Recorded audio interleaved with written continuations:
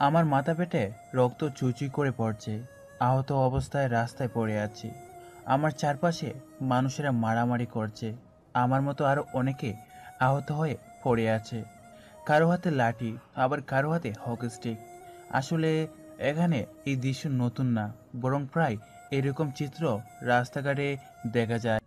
এখানে আসলে দুইটি রাজনীতি দলের মধ্যে মারামারি হচ্ছে। সেখানে দলের লোকজন ছাড়াও সাধারণ মানুষ আহত হয়েছে, তার মধ্যে আমি নিজেও একজন। আমি রাকিব হাসান রাজ, বস্তিতে থাকি। আপন বলতে কেউ নেই। রাস্তায় ছিলাম, সেখান থেকে করিম চাচা তার সাথে আমাকে বস্তিতে নিয়ে যায়। আজ আমার এসএসসি পরীক্ষার রেজাল্ট দিয়েছে। পুরো স্কুলে আমি ফার্স্ট হয়েছি। রেজাল্ট জানার পর বস্তিতে ফিরছিলাম। সেই সময় রাস্তায় বরাবরের মতো রাজনীতিক ক্ষমতার জন্য মারামারি লেগে যায়। আমি সেখানে না থেকে দ্রুত হাঁটা শুরু করি, কিন্তু হঠাৎ করে একটা ইট এসে আমার মাথার পিছনে লাগে, আর আমি তৎক্ষণাৎ অজ্ঞান হয়ে মাটিতে পড়ে যাই। আমার চোখ ধীরে ধীরে খুলছে। আমি ভেবেছিলাম যে আমি হাসপাতালে থাকবো। ভেবেছিলাম গল্পের মতো কোনো কোটিপতি দম্পতি আমার প্রতি দয়া দেখিয়ে আমাকে হাসপাতালে নিয়ে আসবে, কিন্তু বাস্তব গল্প থেকে পুরোটাই উল্টা। আমি চোখ খুলে দেখি আমি একটা গাড়িতে বসে আছি বলতে সিটি হেলান দিয়ে বসে আছি। কিছুক্ষণের মধ্যে বুঝে গেলাম আমি পুলিশের গাড়িতে আছি। আমার পাশে আরো কয়েকজন লোক আছে। আমি সহ আরো 4 জনের হাতে হ্যান্ডক্রাফ পরানো হয়েছে। একই স্যার, আপনারা আমাকে কোথায় নিয়ে যাচ্ছেন? চুপ হালার পুত, রাস্তাঘাটে মারামারি করে কুত্তার মতো পড়ে থাকবি? আর আমাদের কি তোদের চাকর পেয়েছিস যে আদর যত্ন করে হাসপাতালে ভর্তি করাবো? একবার শুধু থানায় যাই, তারপর তোদের সব কয়টাকে রিমান্ডে দিব। স্যার বিশ্বাস করেন, আমি কোনো মারামারি করিনি। আজ আমার এসএসসি পরীক্ষার রেজাল্ট দিয়েছে। আমি স্কুলে ফার্স্ট হয়েছি। আমি বস্তিতে থাকি এক চাচার কাছে। সেখানে যাচ্ছিলাম, কিন্তু হঠাৎ মারামারি লেগে যায়, আর আমার মাথায় একটা ইট পড়ায় আমি অজ্ঞান হয়ে যাই। পুলিশ কনস্টেবল আমার কথা শোনার পর আমাকে একটা থাপ্পড় দিল আর চুপ করে বসতে বলল। একটু পর থানায় পৌঁছে যায়। আমাদের সবাইকে গাড় ধরে জেলের ভিতরে ঢুকে ইচ্ছে মতো মারে।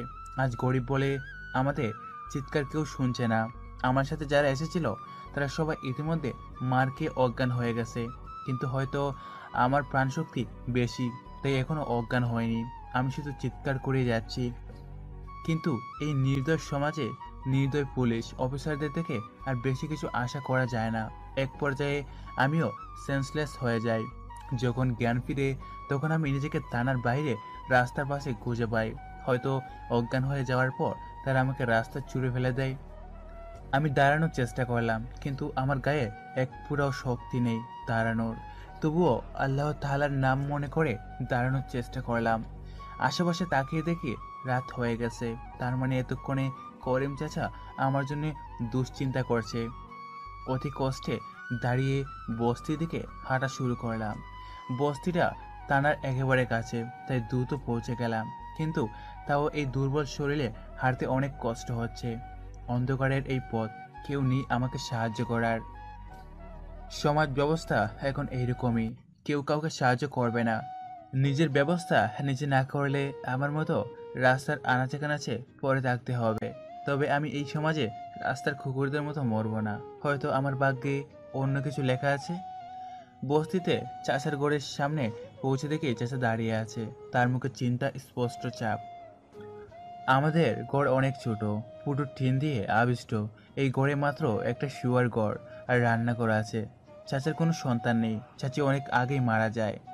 আমাকে তার সন্তানের মতোই দেখে। চাচার ছোট্ট একটা চায়ের দোকান আছে, যা ইনকাম আসে তাতেই আমাদের দিনরাত কোনো মতে চলে যায়। চাচা আমাকে দেখা মাত্রই আবার কাছে দৌড়ে আসে। বাপজান, তোর কি হয়েছে? তোর মুখে রক্ত কেন? আর তোর শরীরের শার্ট ছেঁড়া কেন?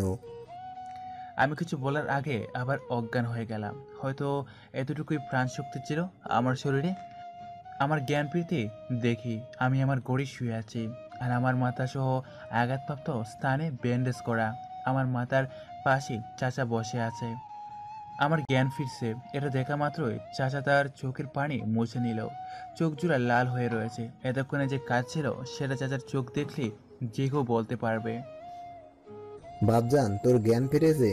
তুই বল, তোর এই অবস্থা কিভাবে হলো? ডাক্তার বাবুকে এনেছিলাম, তিনি তোকে দেখে বলল তোকে কে জানি নির্মম ভাবে মেরেছে। তোর এই অবস্থা কে করলো বাপজান? আমি চাচাকে আজকের সব ঘটনা খুলে বললাম, রেজাল্টের কথাও বললাম। সব কিছু শোনার পর চাচার চোখ থেকে পানি কয়েক ফোঁটা পড়লো। বাপজান রে, এই সমাজ ব্যবস্থা এরকমই, নির্দোষদের উপর অত্যাচার, আর যারা জালিম অত্যাচারী তাদের কিছুই হয় না। চাচা, এই সমাজ ব্যবস্থা কি সারা জীবন একই রকম থাকবে, কখনো পাল্টাবে না? কি জানি বাপজান, হয়তো পাল্টাবে। তবে এমনি এমনি কিছু হয় না এই দেশে। কাউকে এই সমাজ ব্যবস্থার বিরুদ্ধে রুখে দাঁড়াতে হবে। হয়তো কেউ একজন আসবে আর সমাজ ব্যবস্থাকে পাল্টাবে, না হলে এই সমাজ ব্যবস্থা কখনোই পাল্টাবে না। তোকে এখন এইসব নিয়ে ভাবতে হবে না। তুই বিশ্রাম কর, আমি খাবার আনছি। খাবার খেয়ে ডাক্তারবাবুর ওষুধ খেয়ে নে। আমি মাথা নেড়ে বললাম। খাবার খেয়ে ওষুধ খেয়ে শুয়ে রইলাম।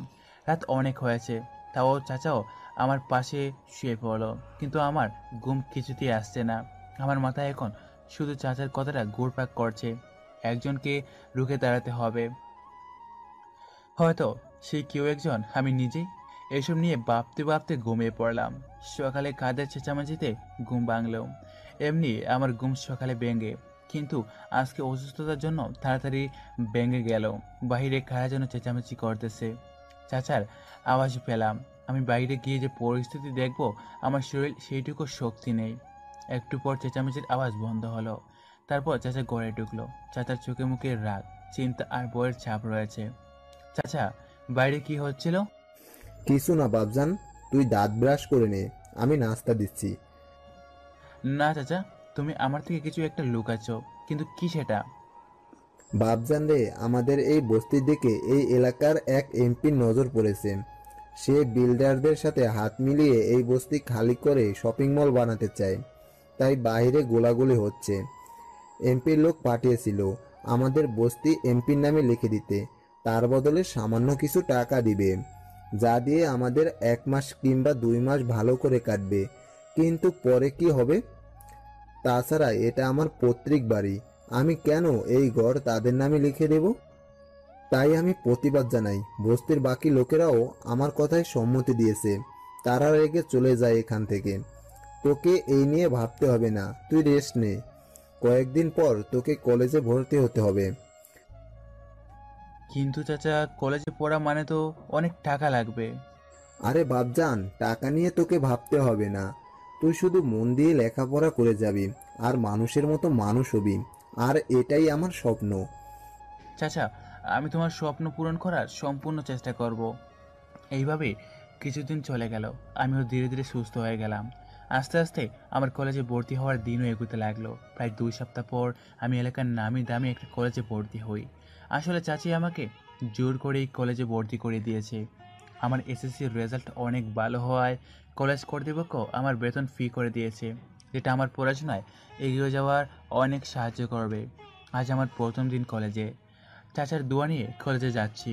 আমার সব থেকে ভালো যা পোশাক ছিল তাই পরেছি। তবে আমার এই ভালো পোশাক দিয়ে বড়লোকের গড়ে মুছে কলেজের গেট দিয়ে ভেতরে যাচ্ছি এক বুক বর নিয়ে। কারণ স্কুল লাইফে আমার তেমন বন্ধু ছিল না, আর আমি স্কুলে পড়াকালীন সময় থেকেই জানি যে কলেজের সিনিয়ররা জুনিয়রদের র্যাগিং করে। বিশেষ করে যে সবচেয়ে গরিব বা দুর্বল, তার উপর র্যাগিং বেশি হয়। আল্লাহ তালাই জানে আমার ভাগ্যে কী লেখা আছে। মাথা নিচু করে হাঁটছি, এমন সময় কেউ একজন আমাকে ডাক দিল। আমি পেছনে তাকিয়ে দেখি কয়েকজন সিনিয়র ছেলে আমাকে ডাকছে। আমি তাদের ডাকে সাড়া না দিয়ে নিজের মতো হেঁটে যাচ্ছি। এমন সময় একটা ছেলে আমার সামনে এসে দাঁড়ালো। কি রে হিরো, তোর দেখি মরার পাখনা গজাইছে। আপনার কথার মানেটা ঠিক বুঝলাম না ভাই। আমার কথা মানে হলো, রকি ভাই তোকে ডেকেছে, আর তুই তার কথা সাড়া না দিয়ে নিজের মতো হেঁটে যাচ্ছিস। আমি আসলে জানতাম না যে উনি আমাকে ডেকেছে। এসব বাহানা এখন দিলে চলবে না, চল ভাইয়ের কাছে। তারপর ছেলেটা আমার কলা ধরে টানতে টানতে সেই ছেলেগুলোর কাছে নিয়ে গেল। ভাই, ধরে নিয়ে এসেছি হালার পুত্রে, আপনাকে পাত্তা না দিয়ে চলে যাচ্ছিল। কিরে ফেসার, তোর দেখি ভাব বেড়ে গেছে। সিনিয়রদের সম্মান দিতে শিখস নাই নাকি? না, আসলে আমি জানতাম না যে আপনারা আমাকে ডেকেছেন। ঠিক আছে, যা, তোকে ছেড়ে দিলাম। এ কি ভাই, তুমি একে এভাবেই ছেড়ে দিবে?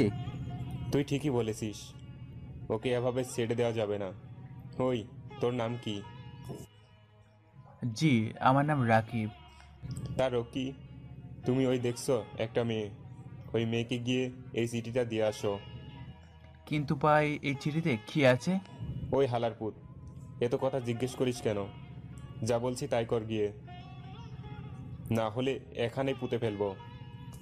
আমি অনেক বয়ে গেলাম। রকি ভাইয়ের হাত থেকে চিঠিটা নিয়ে রকি ভাইয়ের দেখানো মেয়েটার কাছে গেলাম। এক্সকিউজ মি আপু। মেয়েটা আমার দিকে ঘুরে তাকালো। মেয়েটা সম্ভবত আমার বয়সী কিংবা ছোট বা বড় হতে পারে। হ্যাঁ, কিছু বলবেন? এই চিঠিটা আপনার জন্য। মেয়েটা চিঠিটা পড়ে আমার দিকে তাকিয়ে বলল, এই চিঠি তোমাকে কে দিয়েছে নাকি নিজেই লিখেছো? না আপু, আমি আজকে এই কলেজে আসলাম, তারপর কিছু সিনিয়ররা আমাকে এই চিঠি আপনাকে দিতে বলল। কোথায় সে সিনিয়রেরা? ওই যে, আমি যখন পিছনে তাকিয়ে মেয়েটাকে দেখাতে গেলাম তখন দেখি সেই জায়গায় কেউ নেই। কি হলো, সেখানে তো কেউ নেই? আপু বিশ্বাস করো, সেখানেই ছিল। আমি যতটুকু বুঝেছি তাদের লিডারের নাম রকি। কি? রকি? রকির এত সাহস বেড়ে গেছে যে একজন নতুন ছাত্রকে দিয়ে আমার কাছে নোংরা প্রস্তাব পাঠায়? আমি রকিকে দেখে নিব। আর আপনি কোন ইয়ারে পড়েন দেখে তো এই কলেজে নতুন মনে হচ্ছে। আপু, আমি ফার্স্ট ইয়ারের স্টুডেন্ট। আজকে আমার ফার্স্ট ডে কলেজে। আমাকে আপু বলার দরকার নেই, আমরা সেম ক্লাসে পড়ি। আর আমাকে তুমি করে বা নাম ধরে ডাকতে পারো। আমার নাম সাবিহা, আর তোমার? জি, আমার নাম রাকিব হাসান, কিন্তু আমি আপনাকে তুমি করে বলতে পারবো না। আপনি হলেন অনেক বড় লোক, আর আমি যার কিনা বাপ মা নেই। তা কি একা? না, আপনার আমার মতো গরিবের কথা শুনে লাভ নেই। আর আপনি ওই রকি বলে ছেলেটাকে কিছু বললে পরে সে আমাকে মারবে, হয়তো কলেজ থেকেও বের করে দিতে পারে। তাই দয়া করে এরকম কিছু করবেন না। আমি গেলাম। দয়া করে আমাকে ক্লাসের লোকেশনটা বলতে পারবেন? বামে গিয়ে সোজা, তারপর ডানে ক্লাস। ধন্যবাদ আপু। আমি আমার ক্লাসে চলে গেলাম। ক্লাসের সবাই মডার্ন ড্রেস পরে আছে, আর আমি কিনা ফুটপাতে শার্ট প্যান্ট পরে আছি। কেউ আমাকে তাদের সাথে বসতে দিল না, তাই আমি একেবারে পেছনের ব্রেঞ্চে গিয়ে বসলাম। আর এদিকে সাবিয়া বলে মেয়েটি আমার কথা শুনে এক ঘোরের মধ্যে রয়েছে। তখন তার বান্ধবী নীলা এসে তাকে ধাক্কা দেয়। আমি আমার ক্লাসে চলে গেলাম। ক্লাসের সবাই মডার্ন ড্রেস পরে আছে, আর আমি কিনা ফুটপাতে শার্ট প্যান্ট পরে আছি। কেউ আমাকে তাদের সাথে বসতে দিল না, তাই আমি একেবারে পেছনের ব্রেঞ্চে গিয়ে বসলাম। আর এদিকে সাবিয়া বলে মেয়েটি আমার কথা শুনে এক ঘোরের মধ্যে রয়েছে। তখন তার বান্ধবী নীলা এসে তাকে ধাক্কা দেয়। কি রে সাবিহা, তুই কোথায় হারিয়ে গেলি? না মানে ওই ছেলেটার প্রত্যেকটা কথার মধ্যে কষ্ট আছে, সেটা আমি স্পষ্ট বুঝতে পারলাম। কিন্তু আমি ওই রকিকে ছাড়বো না। সরাসরি আমার পিছনে লাগতে না পেরে র্যাগিং করে আমাকে বিরক্ত করতে চাচ্ছে সে। তোর বাবা হলো এই শহরের কমিশনার, তুই যে কোনো মুহূর্তে রকিকে শায়েস্তা করতে পারবি। হ্যাঁ পারবো, কিন্তু তখন রকি ওই রাকিবের অনেক বড় কোনো ক্ষতি করে দিতে পারে।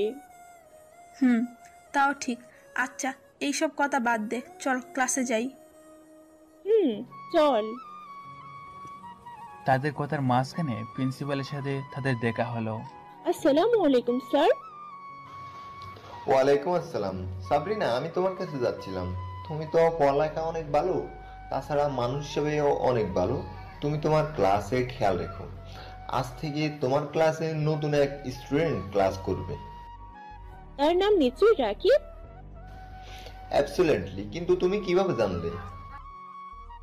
একটু আগেই দেখা হলো তার সাথে, তবে তেমন কথা হয়নি, কেমন যেন।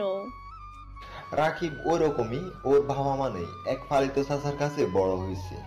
খুব ভদ্র একটা ছেলে, বস্তিতে থাকে, তবে বস্তির ছেলে মেয়েদের মতো বিগড়ে যায়নি সে।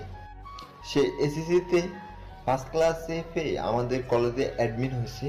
তার এই কলেজে মাসিক বেতন দেওয়ার মতো যোগ্যতা নেই, কিন্তু তার রেজাল্ট আর উজ্জ্বল ভবিষ্যতের সাথে আমাদের কলেজের সুনামের কথা চিন্তা করে আমি রাকিবকে এই কলেজে পড়াশোনার সুযোগ দিয়েছি। তাই আমি চাই যে তুমি রাকিবের দিকে খেয়াল রাখবে, কারণ ও লো ক্লাসের জন্য কেউ যাতে তাকে অপমান না করতে পারে। স্যার, এরকম ছেলে সত্যি অনেক কম দেখা যায়। আপনি কোনো চিন্তা করবেন না স্যার, রাকিবের দিকে আমি খেয়াল রাখবো। Thanks for your help Sabrina. It's my pleasure sir. আমি চুপচাপ ক্লাসরুমে বসে আছি। সেই সময় সাবিয়া আর তার বান্ধবী নীলা ক্লাসে ঢুকলো। আমি তাদের দিকে তাকিয়ে আবার চোখ নিচে নামিয়ে ফেললাম। ক্লাসে ওই দুজন বাদে প্রায় সবাই আমাকে নিয়ে কথা বলছে, কিন্তু ফিসিয়ে।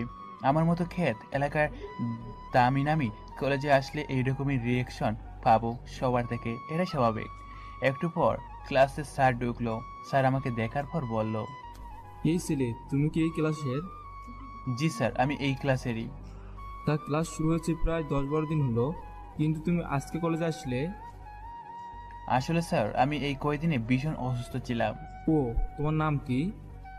আমার নাম রাকিব হাসান। তা তোমার পোশাকের এই অবস্থা কেন? বাসায় আর ভালো শার্ট প্যান্ট নেই? আসলে স্যার, এই শার্ট প্যান্টই আমার ভালোর মধ্যে আছে। তোমাকে দেখে তো এই কলেজে পড়ার মতো যোগ্যতা আছে কি না সন্দেহ হচ্ছে। তুমি এই কলেজে চান্স পাইছো কিভাবে? আমি স্যারের কথা শুনে চুপ হয়ে গেলাম, কারণ এই প্রশ্নের মুখোমুখি যে আমাকে হতে হবে সেটা আমি আগে থেকে জানতাম। সবাই আমার দিকে তাকিয়ে হাসছে। একজন উঠে দাঁড়ালো।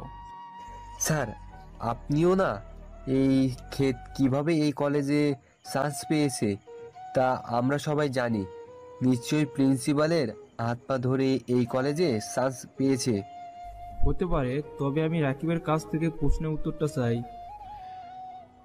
সবাই আমাকে নিয়ে হাসাহাসি করছে। এবার আমি কিছু বলার আগে সাবিহা দাঁড়ালো। সাবিয়া, তুমি কি কিছু বলবে? হ্যাঁ স্যার, বলবো, বলার জন্যই তো দাঁড়িয়ে আছি।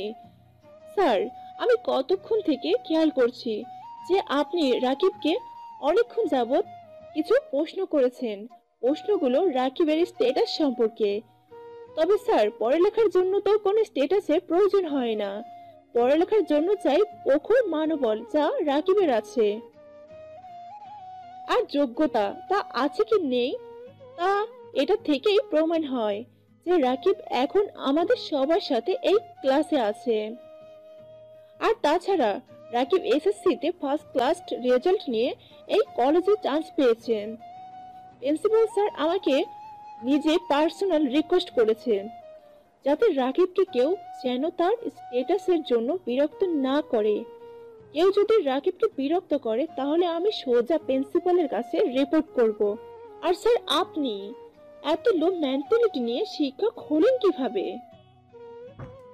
সাবিহার কথাটা লেকচারের থেকে কম মনে হয়নি কারোর কাছে। সবাই চুপ হয়ে আছে সাবিহার কথা শুনে। আমি অবাক হয়ে তাকিয়ে আছি তার দিকে। সত্যি কি দুনিয়ার এখনো এরকম মানুষ আছে যে কিনা বিনা স্বার্থে একজনের জন্য এরকমভাবে প্রতিবাদ করে? সাবিয়া, তুমি ঠিকই বলছো। আমি একজন শিক্ষক হয়ে এরকম ভাবা আমার একদমই ঠিক হয়নি। শিক্ষা একটা মৌলিক অধিকার, শিক্ষার অধিকার সবার আছে। আর Rakib, I am extremely sorry.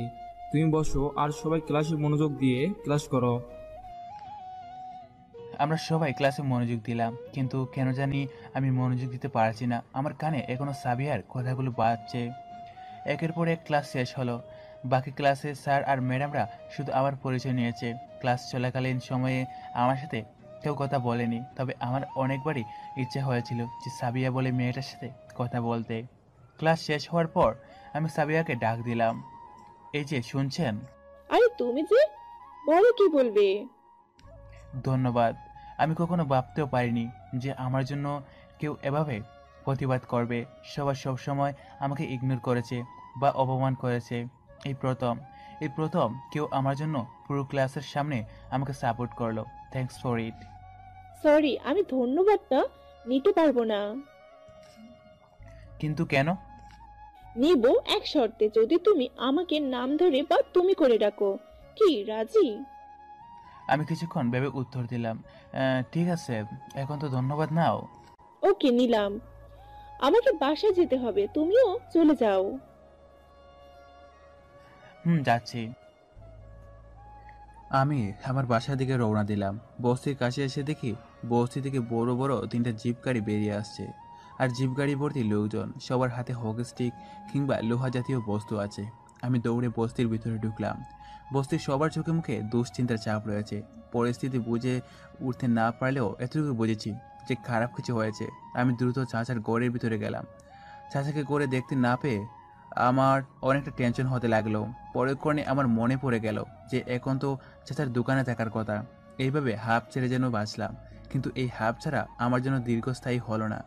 কিছুক্ষণের মধ্যে চাচা ঘরে ঢুকলো। চাচা চোখে মুখে উপস্থিত বাকি লোকদের মতো চিন্তার ছাপ। চাচা, কিছু কি হয়েছে? না বাপজান, কিছু হয় নাই তো। চাচা, কেন মিথ্যা কথা বলছো? বস্তির সবার মুখে এক আতঙ্কের চাপ আছে, তোমার মুখেও সেম জিনিস স্পষ্ট। তাছাড়া কিছুক্ষণের আগে দেখলাম বস্তি দেখে গুন্ডা টাইপের লোকজন ভর্তি 3টা জিপ গাড়ি বেরিয়ে গেল। কি হয়েছে আমাকে সত্যি করে বলো তো। আর কি লুকামু তোর থেকে? বাপজান, তুই বললি না এক আতঙ্ক, সেই আতঙ্কের নাম হলো এই এলাকার এমপি রাশেদ রায়হান। তোকে বলেছিলাম না যে সে এই বস্তি ভেঙে একটা শপিং মল বানাতে চায়? আমরা তো মানা করে দিয়েছিলাম, তাই আজকে আমাদের ভয় দেখাতে লোকজন পাঠিয়েছিল। তারা আমাদের হুমকি দেয়, যদি আমরা 1 সপ্তাহের মধ্যে বস্তি এমপির নামে লিখে দেই বা যদি বস্তি না খালি করি, তাহলে তারা আমাদের সবাইকে শেষ করে দিবে। কিন্তু তুই চিন্তা করিস না, আমরা আছি তো। কিন্তু এরা তো অনেক খারাপ লোক। তুমি বা বস্তির লোকেরা কিভাবে এমপির লোকদের সামনে দাঁড়াবে? কিভাবে? এমপির লোকেরাই তো প্রতিদিন মারামারি করে রাস্তাঘাটে। সেই দিন আমিও তাদের আঘাতে আহত হয়েছিলাম। বাপজান, আমি জানি তারা অনেক খারাপ লোক, কিন্তু একটা কথা মনে রাখবি যে সত্যের জন্য যারা লড়ে তাদের কখনো হার হয় না। জি চাচা, আমি মনে রাখবো। এখন খেতে দাও তো, খিদা লাগছে। তুই হাত মুখ ধুয়ে আয়, আমি খাবার দিতেছি।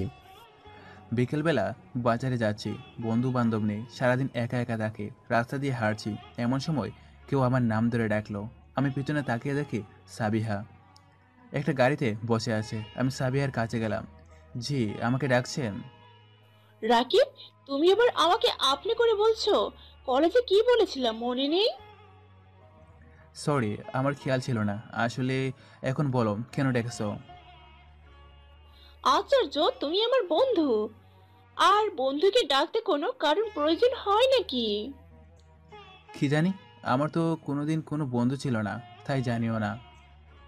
আগে ছিল না, কিন্তু এখন তো আমি আছি। এখন বলো, কোথায় যাচ্ছো? একটু বাজারে যাচ্ছিলাম। আর তুমি কোথায় যাচ্ছ? গাড়ি নিয়ে বেরিয়েছিলাম একটু, রাস্তায় তোমার সাথে দেখা হয়ে গেল। চলো তোমাকে বাজারে পৌঁছে দিয়ে আসি। না না, তার কোনো দরকার নেই। আমি গাড়িতে উঠলে এত দামি গাড়ির সিট নষ্ট হয়ে যাবে। আর তাছাড়া বাজার তো এখান থেকে বেশি দূরেও না। আমি কোনো কথাই শুনতে চাই না, চলো তোমার সাথে। সাবিয়া আমার হাত ধরে গাড়িতে তার পাশে সিটে বসালো। গাড়ি তার আপন গতিতে চলছে। তুমি গাড়ি চালাতেও পারো? পারি মোটামুটি। তা তোমার বাবা মার কোনো খবর কি তুমি জানো না? না, চাচা বলেছিল যে আমার বাবা মা আমার জন্মের সময় মারা গেছে। জ্ঞান হওয়ার পর থেকে চাচার কাছেই থাকি। চাচার কোনো সন্তান নেই, তাই তিনিও আমাকে তার সন্তানের চোখে দেখে। আমার কথা বাদ দাও, তুমি তোমার কথা বলো। আমার বাবা এই শহরের একজন পুলিশ কমিশনার। আমার মা ছোটবেলায় মারা গেছে। তোমার বাবা একজন পুলিশ কমিশনার, অথচ তোমার মনে কোনো অহংকার নেই। আমার মতো ছোট লোককে তোমার বন্ধুর পরিচয় দিয়েছো? আরে বন্ধুত্ব কি ছোট লোক বা বড় লোক দেখে করা হয় নাকি? না, তা হয় না। আর কোনো কথা নয়, তুমি চুপ করে বসে থাকো। ওকে। একটু পর সাবিহার গাড়ি বাজারের সামনে পৌঁছালো। আমি গাড়ি থেকে নেমে গেলাম। সাবিহা তার গাড়ি নিয়ে চলে গেল। আমি এমনি এমনি বাজারে আসিনি। আমাদের বস্তির দিকে যে নজর দিয়েছে সেই এমপি রাশেদ রায়হানের খোঁজ নিতে এসেছি। আমি জানি আমার মতো একজন সাধারণ মানুষ কখনো এত বড় মানুষের কিছু করতে পারবে না, তবুও আমি চেষ্টা করতে চাই আমাদের বস্তিকে বাঁচাতে। আমি যখন স্কুলে ছিলাম তখন একজন সিনিয়র ছিল যার নাম পিয়াস। সে স্কুল লাইফ থেকে রাজনীতিতে জড়িয়েছিল, আর সে এখন রাশেদ রায়হানের বিরোধী দলের এক বড় নেতা। সে আমাকে অনেক স্নেহ করে। পিয়াস ভাই এখন বাজারে, তা আমি জানি, কারণ এই সময় পিয়াস ভাই ফ্রি থাকে। আমি পিয়াস ভাইয়ের কাছে গেলাম। আসসালামু আলাইকুম ভাই, কেমন আছেন? আলহামদুলিল্লাহ, তুই কেমন আছিস? ভাই ভালো নেই। কেন, কি হয়েছে? কেউ ডিস্টার্ব করেছে নাকি? হ্যাঁ ভাই, আপনার বিপরীত দলের যে এমপি সে আমাদের বস্তি হাতিয়ে শপিং মল করতে চায়। সে যদি সে যদি এখন আমাদের বস্তি দখল করে নেয় তাহলে তো আমরা পথে নেমে যাব ভাই।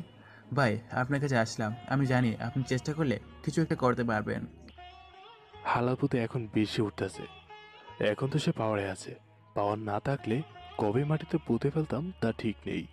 সামনে ইলেকশন, তাই এখন কিছু করতে পারবো না। তবে ইলেকশনে যদি একবার আমাদের দল থেকে কেউ এমপি হয় তাহলে দেখবি পাওয়ারের খেলা কারে কয়। ভাই, এবার তুমি ইলেকশন দাঁড়াও দল থেকে। দেখি কি হয়। ইলেকশন করতে হলেও অনেক রুলস ফলো করতে হয়। তুই এসব নিয়ে ভাবিস না, আল্লাহ ভরসা। রাশেদ রায়হানের কিছু একটা ব্যবস্থা হবে। ধন্যবাদ ভাই আমার কথা শোনার জন্য। আরে তুই হলে আমার ছোট ভাইয়ের মতো। তোর কথা শুনবো না তো কার কথা শুনবো? আচ্ছা ভাই, এখন আমি আসি। ঠিক আছে, সাবধানে যাস। আমি আবার বস্তির দিকে রওনা দিলাম। পরের দিন সকালে কলেজের উদ্দেশ্যে রওনা দিলাম। কলেজের গেট প্রবেশ করে দেখি রকি কান ধরে এক পায়ে দাঁড়িয়ে আছে, মাথা নিচু করে। এখানে কি হচ্ছে কিছুই আমার বোধগম্য হচ্ছে না। রকির সামনে সাবিয়াকে দাঁড়িয়ে থাকতে দেখলাম। সাবিয়া আমাকে দেখা মাত্রই ডাক দিল। আমি সাবিয়ার কাছে গেলাম। কিছু বলবে? হ্যাঁ, এই রকি গতকাল তোমাকে দিয়ে আমার কাছে চিঠি দিয়েছিল, তাই না? হ্যাঁ, কিন্তু তুমি এদের সাথে কি করছো? ওদেরকে শাস্তি দিচ্ছি। রকির কত বড় সাহস যে আমাকে এইরকম নোংরা চিঠি দেয়। সাবিহা, আমাদের মাফ করে দাও এবারের জন্য। নেক্সট টাইম থেকে এরকম আর হবে না। রাকিব, তুমি কি বলো? আমার মতে এবারের জন্য ছেড়ে দাও, কারণ পুরো কলেজের সামনে এভাবে সিনিয়রদের কান ধরে দাঁড়িয়ে থাকা ভালো দেখায় না। ঠিক আছে, তোমার কথায় এবারের মতো ছেড়ে দিলাম ওদেরকে। আমি আর সাবিয়া ক্লাসের দিকে যাচ্ছি। আচ্ছা, তুমি রকিতের মতো বকাটে সিনিয়রদের সাহায্য করলে কিভাবে? এইসব আমার কাছে কোনো ব্যাপার না। রকির মতো কত বকাটিদের সাহায্য করেছি, হিসাব নেই। আমার বাবা যে পুলিশ কমিশনার, তার জন্য রকি আমাকে ভয় পায়। আর সে সিনিয়র হলে কি হবে? সে একটা ক্রিমিনাল। এই এলাকার এমপি ডান হাত হলো রকি। তবে আমার বাবার সামনে রকির ওইসব খেলা চলে না। ওহ ভালো, আমরা ক্লাসে গিয়ে বসলাম। সাবিয়া আমাকে জোর করে তার পাশের সিটে বসতে চাইলে, কিন্তু আমি পেছনের সিটে বসছি। গতকাল আমার সাথে কেউ বসেনি, কিন্তু আজ একজন ছেলে বসেছে আমার পাশে। হ্যাঁ, কিন্তু আপনি কিভাবে জানলেন? গতকাল ক্লাসে জেনেছি। আর আপনি বলাটা ছাড়ো, কারণ আমরা সেম ক্লাসে পড়ি। আর তুই করে বলার চেষ্টা কর। Can we be friends? বন্ধুত্ব করা যায়, তবে যেমন তেমন বন্ধু না, একেবারে পাক্কা ইয়ারি যাকে বলে সেই রকম বন্ধুত্ব করতে হবে। ওকে, নো প্রবলেম। তাহলে আজ থেকে আমরা বন্ধু। ওকে দোস্ত। কলেজ ছুটির সময় যে গেট দিয়ে বের হব, তখন আমি দেখি রকি আমার দিকে তাকিয়ে আছে। তার ওই ছাউনিতে স্পষ্ট প্রতিশোধের আগুন জ্বলছে। রকি থেকে আমাকে সাবধান থাকতে হবে, এসব ভাবছি। এমন সময় আমাকে সাবিয়া পিছন থেকে ডাক দিল। রাকিব, তোমার কি এখন কোনো কাজ আছে? কাজ তো নেই, কিন্তু কেন? তাহলে চলো আমার সাথে। সাবিহা, একটু এদিকে আসতো। কিন্তু কেন? আরে আগে চল। আরে কোথায় যাচ্ছি? কোথাও না। এখন বলতো, তোর মাথায় কি চক্কর খাচ্ছে? কি চক্কর খাচ্ছে মানে? মানে হলো, আমার মতে তুই কি রাকিবের সাথে একটু বেশি কথা বলছিস না? রাকিব আমার ফ্রেন্ড, তার সাথে কথা বলতেই পারি। কিন্তু তুই তো একটু বেশি করে ফেলছিস। এখন আমাদের আর সময় দিস না। তারপর সারা দিন রাকিবের সাথে চলিস। গতকাল দেখলাম তুই তোর গাড়ি করে রাকিবকে কোথাও নিয়ে যাচ্ছিলি, আবার আজকেও তোর গাড়ি করে নিয়ে যাচ্ছিস। এটা কি শুধু বন্ধুত্বই নাকি অন্য কিছু? What do you think? I think you fall in love with Rakib. Oh, shut up, Nila. You are just friends, nothing else. মানলাম তুই শুধু বন্ধুত্বের খাতিরে ওইসব করছিস, কিন্তু রাকিব যদি অন্য কিছু ভেবে বসে? রাকিব ওই রকম কোনো ছেলেই না, আমি বিশ্বাস করি ওকে। দেখ দোস্ত, এইসব বস্তির পোলাপানদের একবারেই বিশ্বাস নেই, কখন কি করে বসে। আমি রাকিবের ব্যাপারে কোনো কিছুই শুনতে রাজি না। ওকে, পরে আমার কথা হারে হারে বুঝবি। Let's see. সাবিয়া আমার কাছে এসে আমাকে নিয়ে তার গাড়িতে উঠলো। আমি তাকে বারবার জিজ্ঞাসা করছি যে আমরা কোথায় যাচ্ছি, কিন্তু সে কিছুই বলছে না। একটু পর গাড়ি নিউ মার্কেটের সামনে থামলো। আমরা এখানে কেন এসেছি? আগে চলো তারপর বলছি। আমি সাবিয়ার সাথে গাড়ি থেকে নেমে নিউ মার্কেটের ভিতরে গেলাম। ভিতরে ঢোকার সময় দারোয়ান আর চোখে আমার দিকে তাকিয়েছিল, হয়তো আমার পোশাক আশাকের জন্য। সাবিয়া আমাকে নিজের জেন্টস সেকশনে ঢুকলো। সেখান থেকে আমার মাপে কয়েকটি দামি শার্ট আর প্যান্ট কিনলো। আমি আগামাথা কিছু বুঝলাম না। সাবিয়া বিল পে করে আমাকে নিয়ে আবার গাড়িতে উঠলো। বস্তির সামনে গিয়ে সাবিয়া গাড়ি থামালো। আমি গাড়ি থেকে নেমে যাওয়ার পর সাবিয়া আমার হাতে শপিংয়ের ব্যাগগুলো দৌড়িয়ে দিল, টান দিয়ে চলে গেল। আমাকে কথা বলার কোনো সুযোগও দিল না। বুঝলাম না সাবিয়া কি আমার জন্য এসব কিনেছে। আমি শপিং ব্যাগগুলো নিয়ে গড়ে গেলাম। চাচা আমার হাতে ব্যাগ দেখে প্রশ্ন করলো, কিরে বাপজান, এই ব্যাগগুলো কিসের? আসলে চাচা, কলেজে আমার এক বন্ধু আছে, সে আমাকে এই জামা কাপড় গিফট করেছে। তুই নিয়ে নিলি? না চাচা, আমি নিতে চাইনি, সে আমার হাতে ব্যাগগুলো দিয়ে চলে গেল। ঠিক আছে, এখন হাত মুখ ধুয়ে নে। ঠিক আছে চাচা। আমি হাত মুখ ধুয়ে ব্যাগ থেকে জামা কাপড়গুলো বের করলাম। অনেক সুন্দর আর দামি শার্ট প্যান্টগুলো। আমার মতো ছোট লোকদের এগুলো মানাবে কিনা আমি তাও জানি না। রাতে শুয়ে আছি, এমন সময় চাচা বলল, কিরে বাপজান, আজ এত তাড়াতাড়ি শুয়ে পড়লি যে? আসলে আজকে তেমন পড়া ছিল না, তাই শুয়ে পড়েছি। ঠিক আছে, আমি একটু বাজারে গেলাম, আসলে ঘরে লবণ শেষ হয়ে গেছে। চাচা তুমি থাকো তো, আমি যাই। আমার এখন শুয়ে থাকতে ভালো লাগছে না। কিন্তু এত রাতে একা যেতে পারবি? হ্যাঁ চাচা, পারবো। আমি চাচার থেকে লবণের টাকা নিয়ে বাজারে চলে গেলাম। আমাদের বস্তি থেকে বাজারটা একটু দূরে। বস্তি আর বাজারের মাঝখানে একটা নির্জন গলিও আছে। আমি বাজার থেকে লবণ কিনে বস্তিতে ফিরছি। সে সময় দেখি কেউ একটা ছেলে মেয়ে একটা মেয়েকে গাড়িতে তুলছে। মেয়েটা নড়াচড়া করছে না। মেয়েটা বোধহয় অজ্ঞান হয়ে গেছে। আমি দ্রুত তাদের কাছে গেলাম। সেখানে গিয়ে তো আমি বড় ঝটকা গেলাম, কারণ ছেলেগুলো আর কেউ নয়, বরং রকি আর তাদের দলবল। মেয়েটার মুখ দেখে আর বড় ঝটকা গেলাম, কারণ মেয়েটা হলো সাবিহা। আমি তাদের পিছনে দেখায় তারা এখন আমার মুখ দেখতে পায়নি। আমি দ্রুত রাস্তা থেকে একটা বড় কাঠের লাঠি হাতে নিয়ে তাদের সামনে গেলাম। দেখো ভাই, তোমার ঝগড়া আমার সাথে, তুমি সাবিয়াকে ছেড়ে দাও। ওরে শালা, এই তো দেখি তার জান পাখির গন্ধ শোকে শোকে এখানে এসে পড়েছে। তোর জন্য সাবিহা আমাকে পুরো কলেজের সামনে অপমান করেছে। আজ আমি সাবিয়াকে নিয়ে ফুর্তি করব, আর আমার লোকেরা তোর হাড় গুড়া গুড়া করে ফেলবে। দেখা যাক। আমি আমার হাতের লাঠিতে দিয়ে রকি চামচাদের কয়েকটা গা লাগিয়ে দিই। একটু পর সবাই পালিয়ে যায়। রকি একটা ফ্লাইং কিক দিয়ে আমার হাত থেকে লাঠি ফেলে দেয়। আমিও কম কিসের, সোজা রকির মেডেল স্টামে উড়িয়ে দিলাম এক লাঠি দিয়ে। রকির মরণ যন্ত্রণা চিৎকার দিয়ে ওঠে। কোনো মতে রকি সেখান থেকে পালিয়ে যায়। আমি সাবিয়াকে আমার কোলে করে রাস্তার কিনারে শুয়ে দিলাম। সাবিয়া, কি হয়েছে তোমার? উঠো প্লিজ। না, সাবিয়া এভাবে উঠবে না। আমি সাবিয়াকে রেখে বাজার থেকে এক বোতল পানি কিনে এনে সাবিয়ার মুখে পানি দিলাম। পানির কয়েক ফোঁটা ছিটে দেওয়ার পর সাবিয়ার জ্ঞান ধীরে ধীরে ফিরছে। সাবিয়ার জ্ঞান ফেরার আনন্দে আমি ভুলে গেছি যে সাবিয়ার মাথা আমার কোলে আছে। সাবিয়ার জ্ঞান ফেরার পর তার এত কাছে আমাকে দেখে আমাকে ধাক্কা দিয়ে দূরে সরিয়ে দেয়। হাউ ডিয়ার ইউ রাকিব, আমি তোমাকে কত ভদ্র ভেবেছিলাম, কিন্তু তুমি আমার সাথে এই কাজ কিভাবে করতে পারলে? সাবিহার কথার আগাগোড়া কিছুই বুঝতে পারছি না, তাই তাকে জিজ্ঞাসা করলাম, তুমি কি বলছো সাবিহা? আমি তোমার সাথে কি করেছি? একদম ভদ্র সাজার চেষ্টা করবে না। নীলা আমাকে আগেই বলে দিয়েছিল তোমার মতো বস্তির ছেলেরা কখনো মানুষ হয় না, আর তুমি সেটারই প্রমাণ করে দিয়েছো। ওয়েট এক মিনিট, নীলা কোথায়? নীলা তো আমার সাথেই ছিল। বলো তুমি নীলাকে কোথায় গুম করে দিয়েছো? আশ্চর্য, নীলাকে আমি কেন গুম করব? আমরা নাইট ক্লাব থেকে আসছিলাম, সাথে আমার গাড়ি ছিল না আজকে, আর তুমি আমার ভালো মানুষের সুযোগ নিয়ে আমাকে পেছন থেকে আঘাত করে আমাকে রেপ করতে চেয়েছিলে, আর নীলাকে কোথাও গুম করে দিয়েছো। Sabiha, are you out of mind? তুমি কি বলছো? আমি কিছু বুঝতে পারছি না, আর তুমি যা বলছো তা তুমি নিজেও বুঝতেছো না। আমি যা বোঝার বুঝে গেছি। তোর মতো ছোট লোককে আমি আমার ফ্রেন্ড লিস্টে ঢুকিয়েছি, এটাই আমার সবচেয়ে বড় ভুল হয়েছে। আমার সামনে আসবে না, চলে যা আমার সামনে থেকে।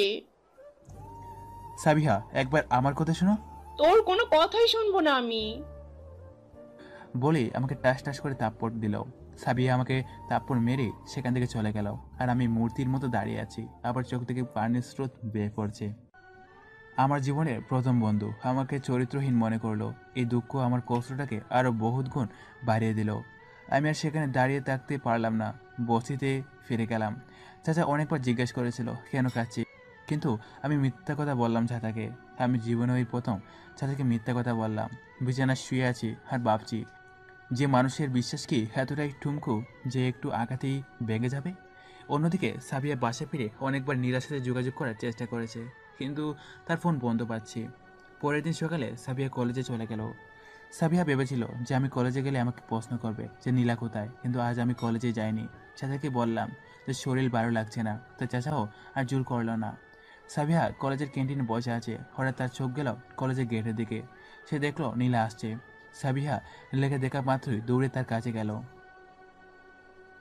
নীলা, তুই কোথায় ছিলি গতকাল? আমি সারা রাত তোকে ফোনেও পাচ্ছিলাম না। কাল রাতে পার্টিতে তো আমরা একসাথে ছিলাম, তুই হঠাৎ কোথায় চলে গেলি? নাকি আমার কিছুই মনে পড়ছে না?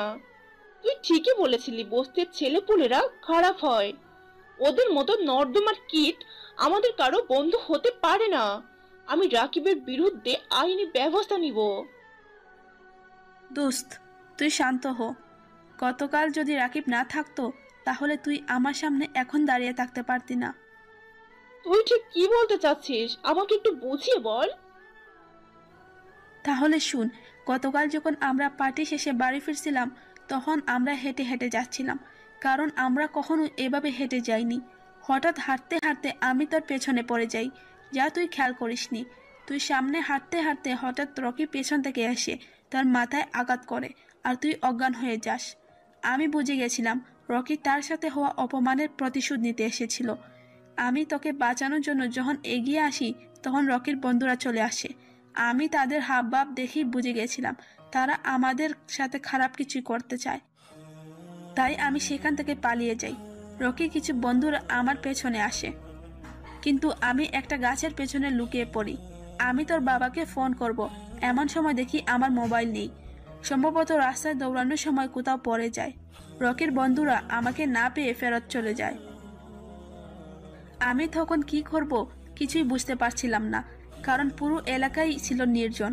আমি সাহস করে একটা আগলা ইট আর একটা লোহার পাইপ নিয়ে এগিয়ে যাই। সেখানে গিয়ে দেখি রকিব সবাইকে মেরে রকিদের অবস্থা খারাপ করে ফেলছে। রকির লোকেরা পাগল বুড়ার মতো এদিক ওদিক ছুটছে।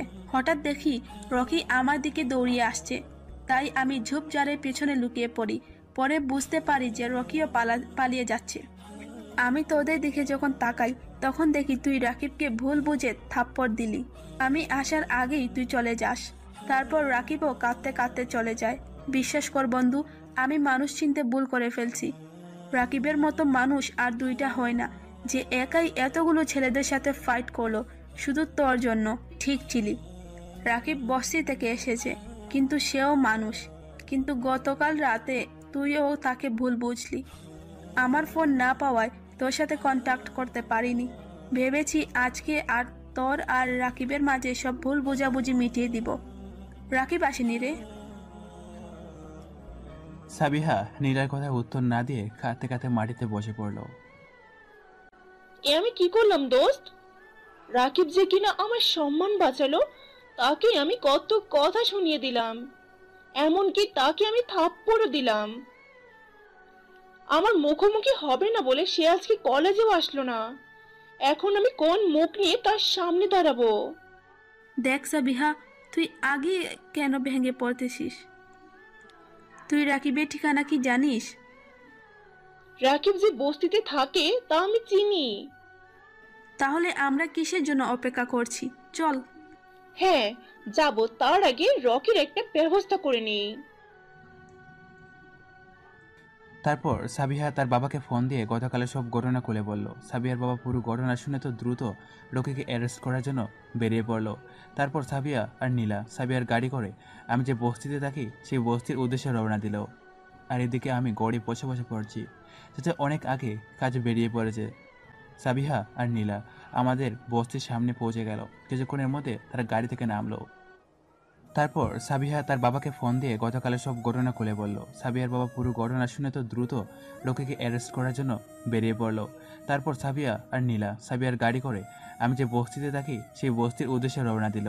আর এদিকে আমি গড়ি বসে বসে পড়ছি। সেটা অনেক আগে কাজে বেরিয়ে পড়েছে। সাবিহা আর নীলা আমাদের বস্তির সামনে পৌঁছে গেল। কিছুক্ষণের মধ্যে তারা গাড়ি থেকে নামলো। এই নোংরা বস্তি থেকে নীলা বলল, আর ইউ শিওর রাকিব এখানেই থাকে? আমি তো রাকিবকে এখানেই ড্রপ করেছিলাম। আমার বিশ্বাস হচ্ছে না এরকম বস্তিতে থেকে রাকিব এত ভালো মানুষ হয়েছে। কথায় আছে না, বাহিরের সৌন্দর্যের থেকে ভিতরের সৌন্দর্যই আসল। হ্যাঁ চল ভিতরে যাই। তারপর নীলা আর সাবিহা বস্তির ভিতরে গেল। আমাদের বস্তিটা অনেক নোংরা। সাবিহা আর নীলা আমার ব্যাপারে আশেপাশে খোঁজ করছে। আমার চাচা একজন ভালো মানুষ আর বস্তির সবার পাশে দাঁড়ায়, তাই আমার চাচা সহ আমাকেও সবাই চেনে। আমাদের এই ছোট্ট টিনের ঘর খুঁজতে তাদের বেশি দেরি হলো না। আমি কলেজে কিছু অ্যাসাইনমেন্ট করছিলাম, এমন সময় সাবিহা আর নীলা আমার ঘরে দেখলো। আমি সাবিহা আর নীলাকে দেখে অনেক অবাক হয়ে যাই। এই কি ম্যাম সাহেব, আপনারা আমার মতো ছোট লোকের ক্ষেতের এই ফায়ার কোপে আসলেন? আমার মুখ থেকে ম্যাম সাহেব কথা শুনে সাবিহা চমকে যায়। এই রাকিব, তুমি কাকে মেম সাহেব বলছো? কেন ম্যাম, আপনারা কত বড় মাপের মানুষ, আপনাদেরকে ম্যাম সাহেবই তো বলবো। প্লিজ রাকিব, আমাকে মাফ করে দাও। আমি তোমার কোনো কথা না শুনে তোমার গায়ে হাত তুলেছিলাম। আমি সত্যিই অনেক খারাপ, তাই জন্য তোমার মতো একজন বন্ধুকে আমি ভুল বুঝেছিলাম। তুমি প্লিজ আমাকে ক্ষমা করে দাও। নীলা আমাকে বলেছে যে তুমি কিভাবে রকির হাত থেকে আমার সম্মান বাঁচিয়েছো। এই কি বলছেন ম্যাম সাহেব, আমি তো একটা মাধ্যম মাত্র। বাঁচা মরার সব তো আল্লাহ তাআলার হাতে, আর আমার কাছে ক্ষমা চেয়ে লাভ নেই, কারণ আমি তো ছোট লোক। বস্তির ছেলেদের কাছে আপনাদের মতো ম্যাম সাহেবের মাপ ছাওয়ার শোভা পায় না। প্লিজ রাকিব, তুমি সাবিহাকে মাফ করে দাও। আমি তোমাকে বিশ্বাস করতে পারিনি, তাই আমি সাবিহার মাথায় তোমার নামে খারাপ কথা ঢুকিয়েছিলাম। কিন্তু সাবিহা আমার কথায় বিশ্বাস করেনি। গতকালকে একটা ভুল পরিস্থিতিতে পড়ে সাবিহা তোমাকে ভুল বুঝেছে, আর যে কেউ সেই সময় ওই অবস্থায় তোমাদের দেখলে ভুলই বুঝতো। আমি সব কিছু দেখেছি, তাই তো আমি সাবিহাকে সব কিছু বলতে পেরেছি। রাকিব, নীলার থেকে শুনলে তো সব, এখন কি আমাকে ক্ষমা করা যায় না? দেখুন, আপনারা হলেন বড়লোক ঘরের মেয়ে। আপনাদের মতো গরিব বস্তির লোকদের সাথে আপনাদের বন্ধুত্ব করা খারাপ দেখায়। আর এবার না হয় ক্ষমা করে দিলাম, কিন্তু পরের বার যে কোনো কারণে যদি আমাকে ভুল বুঝেন তাহলে কি করব? আমি সত্যি বলছি রাকিব, নেক্সট টাইম থেকে আমি তোমাকে কখনো ভুল বুঝবো না। সরি, আমি এক ভুল বারবার করি না। ছোটবেলা থেকে আমার কোনো বন্ধু ছিল না। তখন ভাবতাম আমার যদি একটা বন্ধু থাকতো তাহলে কি না মজা হতো। আমার বন্ধুত্বের স্বাদ মিটে গেছে। প্লিজ রাকিব, সাবিহা অনেক গিল্টি ফিল করেছে। থাক নীলা, রাকিব যা সিদ্ধান্ত নিয়েছে তাই ঠিক। আমার মতো মানুষের সাথে ওর বন্ধুত্ব করা লাগবে না। সাবিহা কথা বলছে আর তার চোখ থেকে অবিরাম পানি পড়ছে। কেন লাগবে না? আমি সামনে তাকিয়ে দেখি চাচা দরজার কাছে দাঁড়িয়ে আছে। চাচা তুমি? হ্যাঁ আমি। শোন বাপজান, তুই ছোটবেলা থেকে যখন একা থাকতি তখন আমি তোর বাপ মা বন্ধু হয়ে তোর সাথে থাকতাম। কিন্তু বাপজান রে, সঠিক বন্ধু সহজে পাওয়া যায় না। আর এই মাইয়া যখন তার ভুল বুঝতে পারছে তখন তুই ওরে মাফ কইরা দে। চাচা, তুমি যখন বলছো আমার কথা খেলাপ হবে না। তুমি সত্যি বলছো রাকিব? হ্যাঁ, আমি সত্যি বলছি। তাহলে তোমাদের বন্ধুত্বের টিমে আমিও কি জয়েন হতে পারি? কেন নয়, অবশ্যই। এভাবে আজকের দিন চলে গেল। পরের দিন সকালে আমি দ্রুত কলেজে গেলাম। কলেজের গেটে রাহুলের সাথে দেখা হলো। কি রে দোস্ত, গতকাল কলেজে কেন আসলি না? আরে, শরীর একটু খারাপ ছিল তাই আসেনি। ওহ, চল ক্লাসে যাই। তারপর আমরা ক্লাসে গেলাম। একটু পর সাবিয়া আর নীলা আসলো। ওই দিন থেকে আমি, রাহুল, সাবিয়া আর নীলা বেস্ট ফ্রেন্ড হয়ে গেলাম। সবসময় একা থাকতাম। এভাবেই কাটতে থাকে দিনের পর দিন, মাসের পর মাস। হাত থেকে 8 মাস তো দেখতে দেখতে চলে গেল।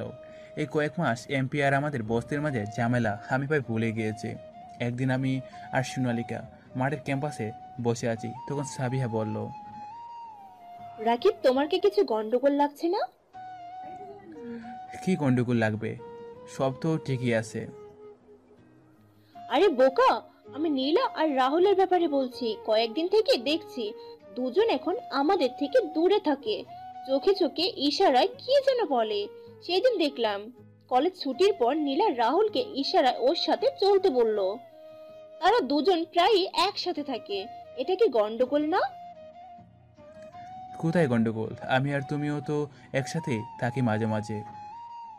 আরে হাদারাম, আমি বলতে চাচ্ছি যে তাদের মাঝে কিছু চলছে, মানে তারা মনে হয় রিলেশনে আছে। রাহুল আমাকে কিছুই বললো না এই বিষয়ে। আমি এখনো শিওর না। আজকে তুমি রাহুলকে জিজ্ঞাসা করবে আর আমি নীলাকে জিজ্ঞাসা করব যে তাদের মাঝে কিছু আছে নাকি। কিন্তু তারা দুজন কি সব সত্যি কথা বলবে? বলবে, বলবে, সব বলবে। আমার কাছে একটা প্ল্যান আছে, শোনো ভালো করে। তারপর সাবিয়া তার প্ল্যান আমাকে বলল। ওয়াও, এই প্ল্যান তো মারাত্মক একটা প্ল্যান। তোমার মাথায় এইসব শয়তানি বুদ্ধি গিজ গিজ করে না? আমার বুদ্ধি নিয়ে একদম বাজে কথা বলবা না। আমার প্ল্যানের কোনো তুলনাই নেই। রাইট, ওই দেখো দুজন আসতেছে। আমরা প্ল্যান মতো কাজ শুরু করে দেই। ঠিক আছে। নীলা আর রাহুল আমাদের একটু কাছে আসতেই আমরা আমাদের প্ল্যান মতো কাজ শুরু করে দিই। জানো সাবিহা, রাহুলের বাবা সেদিন আমাকে ডেকে বলল তিনি নাকি তার বিজনেস পার্টনারের মেয়ের সাথে রাহুলের বিয়ে ঠিক করেছে। রাহুলের ইন্টার পরীক্ষা শেষ হওয়ার পর নাকি তাদের দুজনের বিয়ে দিয়ে দিবে। আমি জোরে জোরে কথাগুলো বললাম যাতে রাহুল আর নীলা দূর থেকেও শুনতে পায়।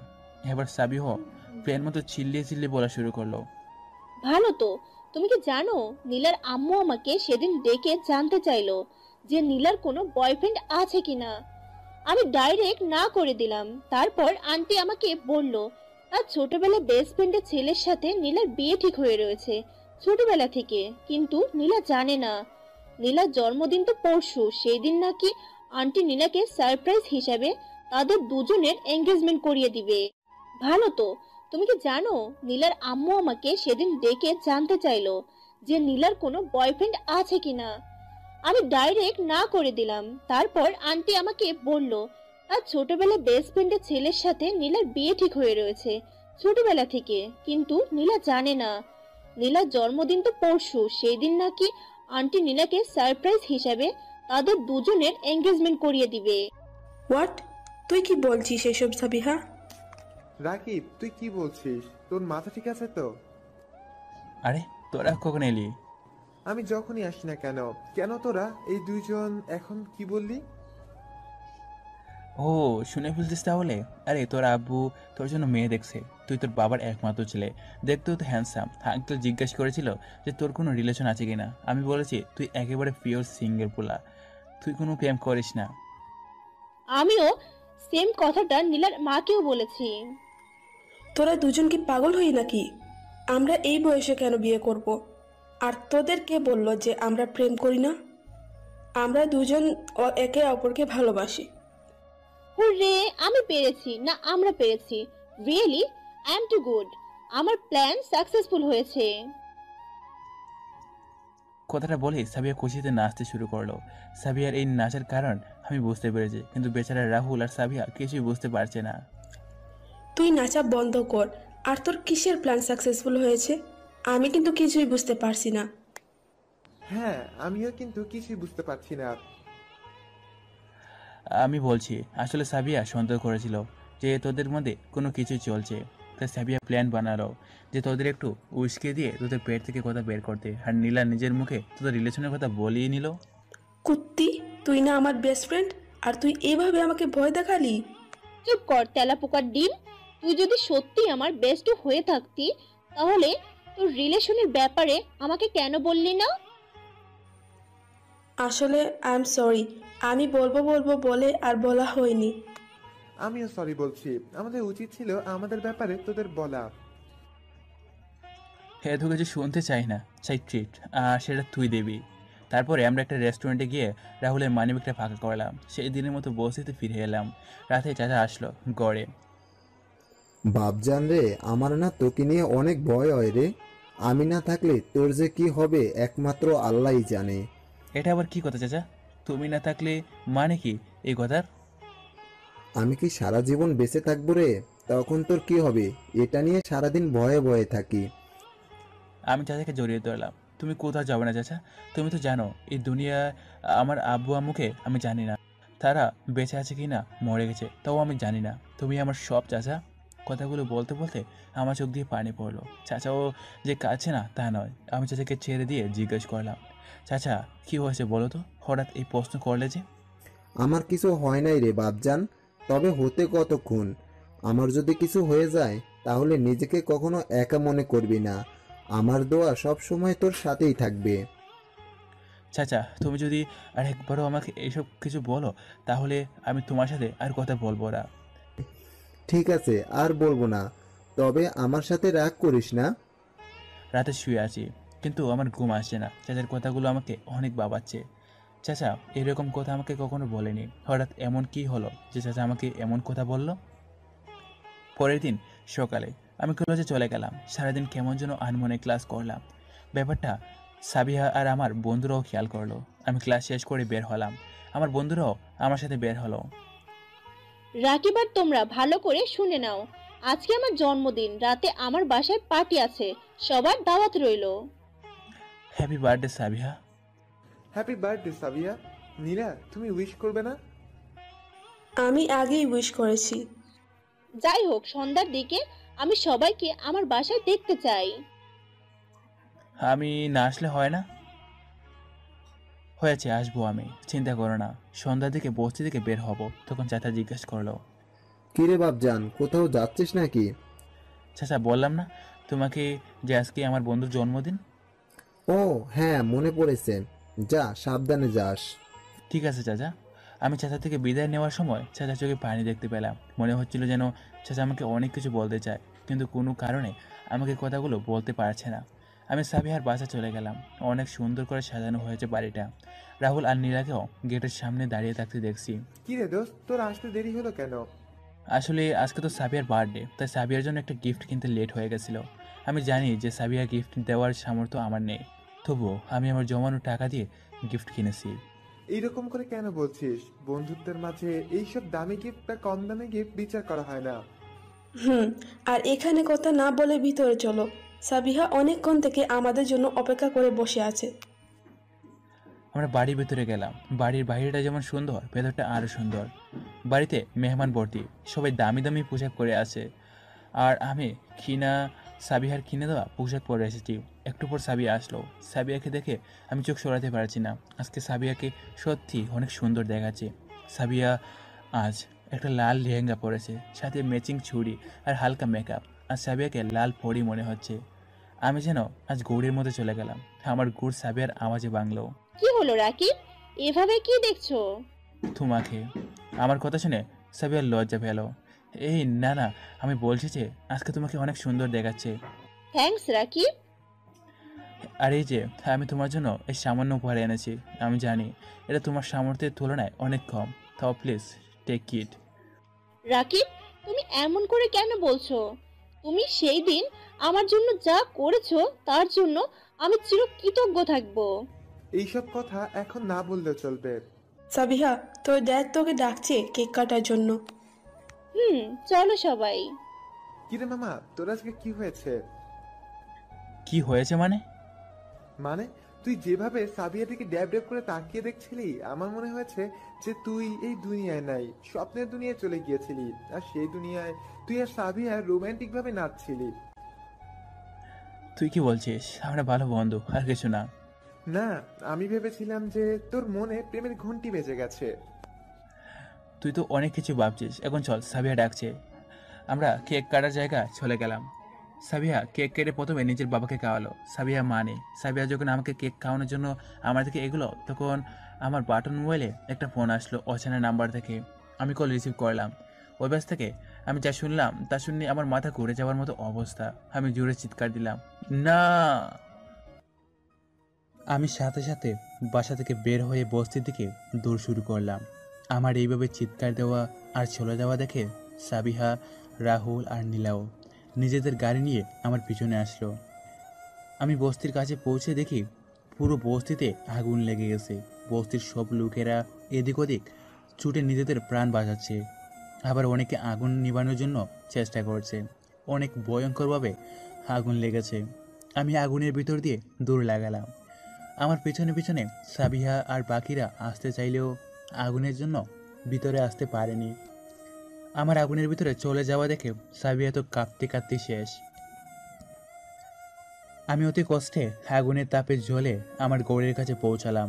গড়ের দরজা তালা দেখে আমার বুকের ভিতরটা একটু শান্ত হলো। হয়তো চাচা বাইরে আছে, কিন্তু পরক্ষণে আমার বুকটা কেঁপে উঠল যখন গড়ের ভিতর থেকে কারো গুঙ্গানোর আওয়াজ পেলাম। আমি আশেপাশে তাকিয়ে একটা ইট দেখতে পেলাম। ইট দিয়ে সোজা গড়ের দরজা তালা বরাবর আঘাত করলাম। তালা ভেঙে যাওয়ার পর আমি গড়ের ভিতর ঢুকলাম। আমি ভিতরে ঢুকে দেখি চাচা আহত অবস্থায় গড়ে পড়ে আছে।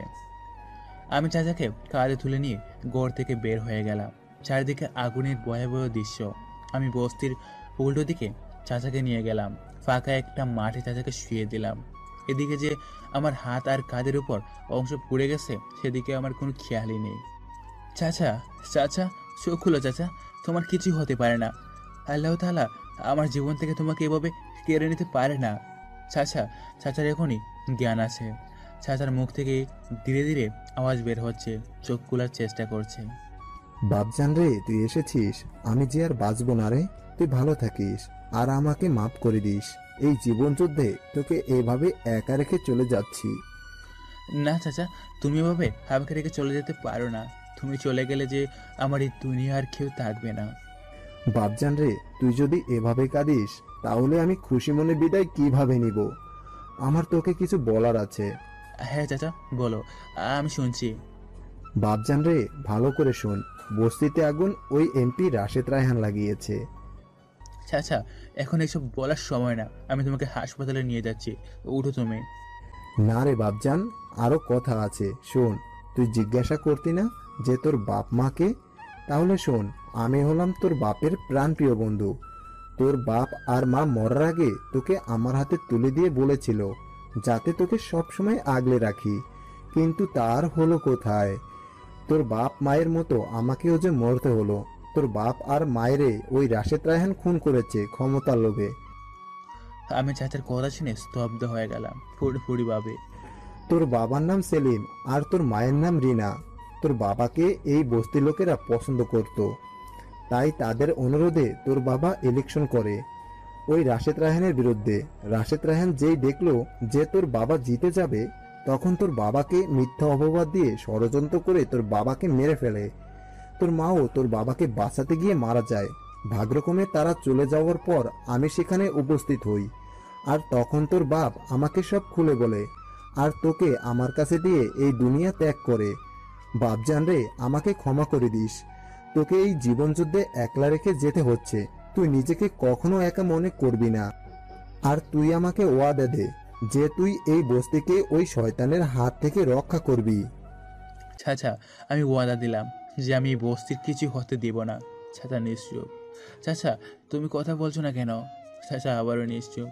আমি চাচার নাকের কাছে হাত দিয়ে দেখে চাচার নিঃশ্বাস বন্ধ হয়ে গেছে। চাচার শরীরও ঠান্ডা হচ্ছে। না চাচা, তুমি আমাকে এভাবে একলা রেখে যেতে পারো না চাচা। আমি কাঁদতে শুরু করলাম। আমার আর এই দুনিয়ায় কেউ রইল না। না না, আমাকে এভাবে ভেঙে পড়লে হবে না। চাচা বলেছে আমাকে যেন আমি নিজেকে একলা না মনে করি। আমি নিজেকে শক্ত করব। এই শয়তান রাশেদ রায়হানকে তার পাপের শাস্তি নেব। আমি মনে মনে কথাগুলো ভাবছি আর হাত দিয়ে আমার চোখের পানি মুছতেছি। এমন সময় আমি আমার কাঁধে কারো হাতের স্পর্শ পেলাম। আমার পুরো অংশে হাত রাখায় আমি ব্যথে কুকড়ে উঠি। পেছনে তাকিয়ে দেখি সাবিহা, রাহুল আর নীলা। আই এম সরি সাবিহা, তোমার বার্থডে পার্টি খারাপ করার আমার কোনো উদ্দেশ্য ছিল না। একদম চুপ। নিজেকে কি মনে করো? তোমার চাচা মারা গেছে আর তুমি এখনো আমার জন্মদিনের কথা ভাবছো? আর তোমার সাহস কিভাবে হয় যে ওইভাবে আগুনের ভিতর দিয়ে দৌড় দেওয়ার? তোমার প্রাণও কারো কাছে বহু মূল্যবান। আমার কারো চাই না, আমাকে একা থাকতে দাও। তুই বললেই তো সব হয় না। তুই এখন কোথায় থাকবি? চল আমার সাথে। আমি আমার কথা কখনো ভাবিনি আর ভাববো না। তুই কি ভেবেছিস এই বস্তির লোকেরা এখন কোথায় যাবে? এই বস্তি ছিল তাদের একমাত্র আশ্রয়স্থল। আজই ফিয়াস, না কিছু না, তুই সাবিহা আর নীলাকে নিয়ে চলে যা। তুমি বললেই তো আর চলে যাব না। আমরা সবাই তোমাকে নিয়ে অনেক চিন্তিত। সবার আগে তোমার চাচার জানাজারির ব্যবস্থা করতে হবে। আমি অবাক দৃষ্টিতে সাবিয়ার দিকে তাকিয়ে আছি। চাচার জানাজার কথা এখানে আমাদের কেউ মনে ছিল না। সকালবেলা চাচা সহ আর দুজনের জানাজার ব্যবস্থা করা হয় যারা আগুনে পুড়ে মরেছে। আমার হাতের কত শুকিয়ে গেছে, কিন্তু আমার মনের কত এখনো শুকায়নি। আমি চাচাকে কবর দেওয়ার পর সবার আগোচরে পিয়াস ভাইয়ের কাছে গেলাম। পিয়াস ভাই, আপনার সাথে আমার অনেক দরকারি কথা আছে। খিদি, তোকে এমন মন মরা আর দুঃখী কেন মনে হচ্ছে? কিছু কি হয়েছে? পিয়াস ভাই, ওই এমপি আমাদের বস্তিতে গতকাল আগুন লাগিয়ে দিয়েছে। সেই আগুনে আমার চাচা পুড়ে মারা যায়। আমি গতকাল চাচা থেকে জানতে পেরেছি আমার বাবা মায়ের খুন ওই রাশেদ রায়হান এমপি হওয়ার লোভে করেছে। ভাই, আমি অনেক আশা নিয়ে এসেছি, তুমি কিছু একটা করো। ওই রাশেদ রায়হানকে আমি নিজের হাতে শাস্তি দেব। আমি অনেক দুঃখ পেলাম তোর বাবা মা আর চাচার কথা শুনে, কিন্তু আমরা রাশেদকে কিছুই করতে পারবো না এখন, কারণ সে এখন পাওয়ারে আছে।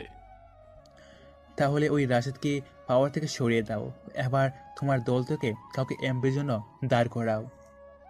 এই শালায় অনেক চতুর, সে তার বিপরীতে কাউকে দাঁড়াতেও সুযোগ দেয় না। এই শালায় প্রতিবার কোনো না কোনো জামানা তৈরি করে আমার দলের প্রত্যেকের নামে পুলিশ কেস করিয়ে দিয়েছে। আর নিয়ম মতো কারো নামে পুলিশ কেস থাকলে সে ইলেকশনে দাঁড়াতে পারবে না। গতবারে মারামারিতে আমার নামও পুলিশের খাতায় উঠে গেছে। তাহলে কি আর কোনো উপায় নেই ভাই? পিয়াস ভাই চুপ করে ভাবতে লাগলো। আমিও বসে আছি। এখন পিয়াস ভাই আমার একমাত্র আশা, যার মাধ্যমে আমি আমার প্রতিশোধ নিতে পারবো। হঠাৎ পিয়াস ভাই আমার দিকে দাঁড়িয়ে বলা শুরু করলো, শোন, আমি একটা উপায় পেয়েছি, যার মধ্যে ওই রাশেদ রায়হান ইলেকশনেও হেরে যাবে, আবার তুই তোর প্রতিশোধও নিতে পারবি। কি উপায় ভাই? আমার দলের মধ্যে সবার নামে পুলিশের কেস আছে, তাই আমার দলের নতুন লোক লাগবে, আর সেটা তুই হবি। তোর নামে কোনো পুলিশের কেস নেই, আর তোর মনে যে প্রতিশোধের আগুন জ্বলছে, সেই আগুনের উত্তপ্তে তুই রাশেদ রায়হানকে পুড়িয়ে সারকার করে দিবি। ভাই, আমি কি করে ইলেকশন করব? আমার তো কোনো অভিজ্ঞতাও নেই। তাছাড়া সেই দিনের বাজারে ঝগড়ার পর পুলিশ আমাকেও জেলে নিয়ে গেছিল। কিন্তু তখন তোর নামে কোনো পুলিশ কেস হয়নি। মানে কিভাবে?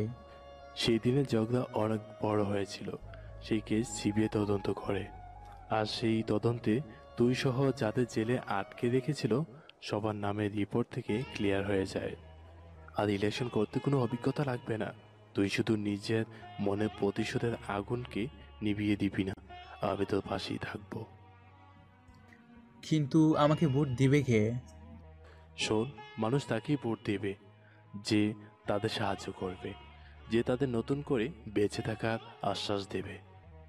তুই আগে বস্তি থেকে শুরু কর, আমি তোর নমিনেশন পেপার রেডি করে আজকে বিকেলের মধ্যে জমা দিয়ে দেব। যা, তুই বস্তিতে গিয়ে দেখ কি অবস্থা। তুমি ঠিকই বলছো ভাই, আমার প্রতিশোধ আমি নিজেই নিব। এই বলে আমি পিয়াস ভাইয়ের বাসা থেকে বের হয়ে বস্তির দিকে রওনা দিলাম। আমি আমার মোবাইল ফোন পকেট থেকে বের করে দেখি সাবিহার 50+ মিসড কল। ও শিট, আমি তো তাদেরকে বস্তিতে রেখে এসেছি। আমি দ্রুত বস্তিতে গেলাম। বস্তিতে গিয়ে দেখি বস্তির সব মানুষেরা একজোড়ো হয়ে দাঁড়িয়ে কিছু দেখছে। সাবিহা, রাহুল আর নীলাও দাঁড়িয়ে কিছু দেখছে। আমি বীর ঠেলে সামনে গিয়ে দেখি একজন মানুষ কিছু বলছে, আর তার পিছনে অনেক গুন্ডা টাইপের লোক দাঁড়িয়ে আছে। আমি আরও সামনে এগোলাম যাতে তারা কথা শুনতে পারি। আমি এলাকার এমপি রাশেদ রায়হান। অনেকেই দুঃখ পেয়েছে গতকাল অগ্নিকাণ্ডের জন্য। এখন আমি আপনাদের এমপি, আর আপনারা আমাকে বিশ্বাস করেন, তাই আমি এই বস্তি থেকে দূরে আপনাদের থাকার ব্যবস্থা করে দিয়েছি। আর এই বস্তিতে আপনাদের জন্য সুপার মল করব, যেখানে আপনাদের কর্মস্থান ব্যবস্থা করা হবে। তার জন্য সামনে ইলেকশন, আপনাদের আমাকে ভোট দিতে হবে। কি রাজি তো? না, রাজি না। আমি বীর ঠেলে সামনে এগিয়ে গেলাম। সাবিহা আর আমার বন্ধুরা আমার দিকে অবাক হয়ে তাকিয়ে আছে। এই ছেলে, তুমি কি বলছো জানো তো? মিস্টার রাশেদ রায়হান, গতকাল কিভাবে আগুন লেগেছে তাই বস্তির লোক জানুক বা কিংবা না জানুক, আমি ঠিকই জানি। আর গত 5 বছর ধরে আপনার বিরুদ্ধে কেউ দাঁড়ায়নি বলে কি এই বছরও কেউ ইলেকশন দাঁড়াবে না? এটা যদি আপনি ভেবে থাকেন তাহলে সেটা আপনার ভুল ধারণা। আমি দাঁড়াবো এবার আপনার বিরুদ্ধে। এই ছেলে, তোমার মাথা ঠিক আছে তো? তুমি দাঁড়াবে আমার বিরুদ্ধে? আঙ্কেল, আপনার মনে হয় কানে প্রবলেম আছে। একবার বলেছি শুনেননি? আমার এই সাহসের সাথে কথা বলতে দেখে বস্তির সব লোকেরা সহ আমার বন্ধুর ভীষণ অবাক হচ্ছে। আমি এবার বস্তির লোকদের উদ্দেশ্য করে বললাম, আপনারা ভালো করে জানেন যে এই বস্তির দিকে এই এমপির নজর অনেক আগে থেকে আসে, আর সেই জন্য গতকাল আমাদের বস্তিতে আগুন লাগিয়ে দেয়। আমার প্রাণপ্রিয় চাচা যেই এমপির বিরুদ্ধে দাঁড়িয়েছিল, এই এমপি আমার চাচাকে গড়ে বন্দি করে পুড়িয়ে মারার ষড়যন্ত্র করে। আর আপনারা কিনা তার কথা শুনছেন। জানি এখন কষ্ট হবে, কিন্তু ভবিষ্যতের কথা ভেবে, আপনাদের সন্তানদের কথা ভেবে এইবারের ইলেকশনে আমাকে ভোট দিন। আমি সবার মতো কাউকে মিথ্যা আশ্বাস দিব না যে আমি এটা করব, আমি ওটা করব। আমি শুধু এটাই বলতে পারি যে আমি আমার সাধ্যমতো চেষ্টা করব। আর যদি পোকামাকড়ের মতো মরতে চান তাহলে এই শয়তানের কথা শুনুন, আমার আর কিছুই বলার নেই। আমার কথা শুনে বস্তির সব লোকেরা কিছুক্ষণ চুপ থাকে, তারপর একে একে সবাই হাততালি দেওয়া শুরু করলো। এমপি রাশেদ রায়হান রেগে ওখান থেকে চলে যায়। রাকিব, তোমাকে আমরা ছোটবেলা থেকে দেখে আসছি। তুমি আর তোমার চাচা আমাদের সব বিপদে আপদে আমাদের পাশে দাঁড়িয়েছো, আর তাই আমরা তোমাকেই ভোট দেব। ধন্যবাদ সবাইকে। আমাদের কথা বলার মধ্যে পিয়াস ভাই তার দলবল নিয়ে চলে এসেছে। রাকিব, আমি আমার দল থেকে সবার জন্য খাবার নিয়ে এসেছি, আর আমি দল নেতার সাথে কথা বলেছি, তোমাদের থাকার ব্যবস্থা করে নিয়েছি এই জায়গায়। এখন কিছুদিন এই জায়গায় কষ্ট করে থাকতে হবে, তবে তুমি একবার এমপি হয়ে গেলে তুমি নিজের সরকার থেকে পারমিশন নিতে পারবে। ধন্যবাদ পিয়াস ভাই। পিয়াস ভাই বস্তির সবার জন্য খাবার, থাকার জন্য তাঁবু বানানো সব কাঠামো নিয়ে এসেছে। সবাই একসাথে কাজ করতে করতে সন্ধ্যা হয়ে গেল। আমার সাথে সাবিহা আর রাহুলও কাজ করেছে। নীলা অনেক আগে চলে গেছে তার বাসায় একটা দরকারি কাজ দেখায়। সাবিহা অনেক কথা জিজ্ঞাসা করতে চেয়েছিল আমাকে, কিন্তু আমার সাথে কথা বলার সুযোগ পায়নি। বস্তির সবার জন্য তাঁবু বানানো শেষ। ধন্যবাদ পিয়াস ভাই। আরে আমাকে ধন্যবাদ দেওয়া কিছুই নেই। আর তোর নমিনেশন লেটার আমি জমা দিয়ে দিয়েছি, এপ্রুভও হয়ে গেছে। 2 সপ্তাহ পর ইলেকশন। কালকে থেকে ভোটের জন্য এলাকা ঘুরতে হবে। আমি তোর সাথেই থাকবো। তুই শুধু শিওর থাকবি যে এই বস্তির সব ভোট যেন তুই পাস, কারণ ভোটের একটা বড় অংশ এই বস্তি থেকেই আসবে, আর একটা বড় অংশ আসবে তোদের কলেজ থেকে। এই 2টা অংশ যদি তোর কন্ট্রোলে থাকে তাহলে তোকে এমপি হতে আর কেউ আটকাতে পারবে না। আমি বুঝেছি ভাই, তোমরা এখন যাও, আগামীকাল দেখা হবে। ঠিক আছে, তুই সাবধানে থাকিস। পিয়াস ভাই চলে যাওয়ার পর আমি সাবিহা আর রাহুলের কাছে গেলাম। আই এম সরি আমার জন্য রাহুল, তোকে আর সাবিহা তোমাকে অনেক কষ্ট করতে হলো। কিসের কষ্ট?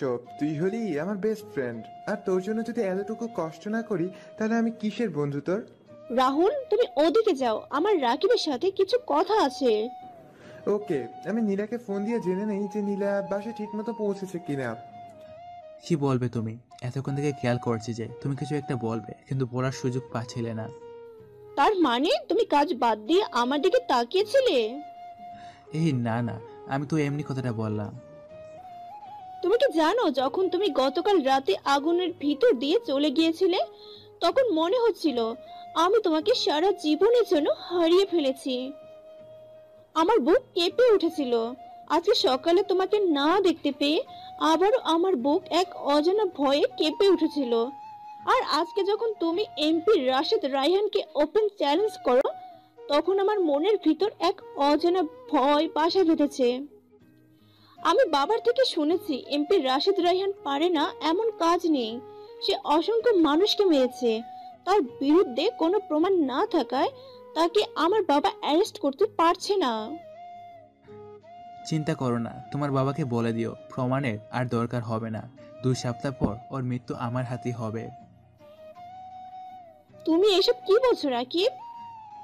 হ্যাঁ, আমি ঠিকই বলছি। তাহলে শুনো। আমি সাবিহাকে সব খুলে বললাম, গতকাল চাচা আমাকে যা বলেছিল। আমার এসব কথা শুনে তোমার জন্য আরো ভয় লাগছে। আমাকে নিয়ে এত ভয় পাওয়ার কারণ কি? আর আর তো কেউ আমাকে নিয়ে তো ভাবে না।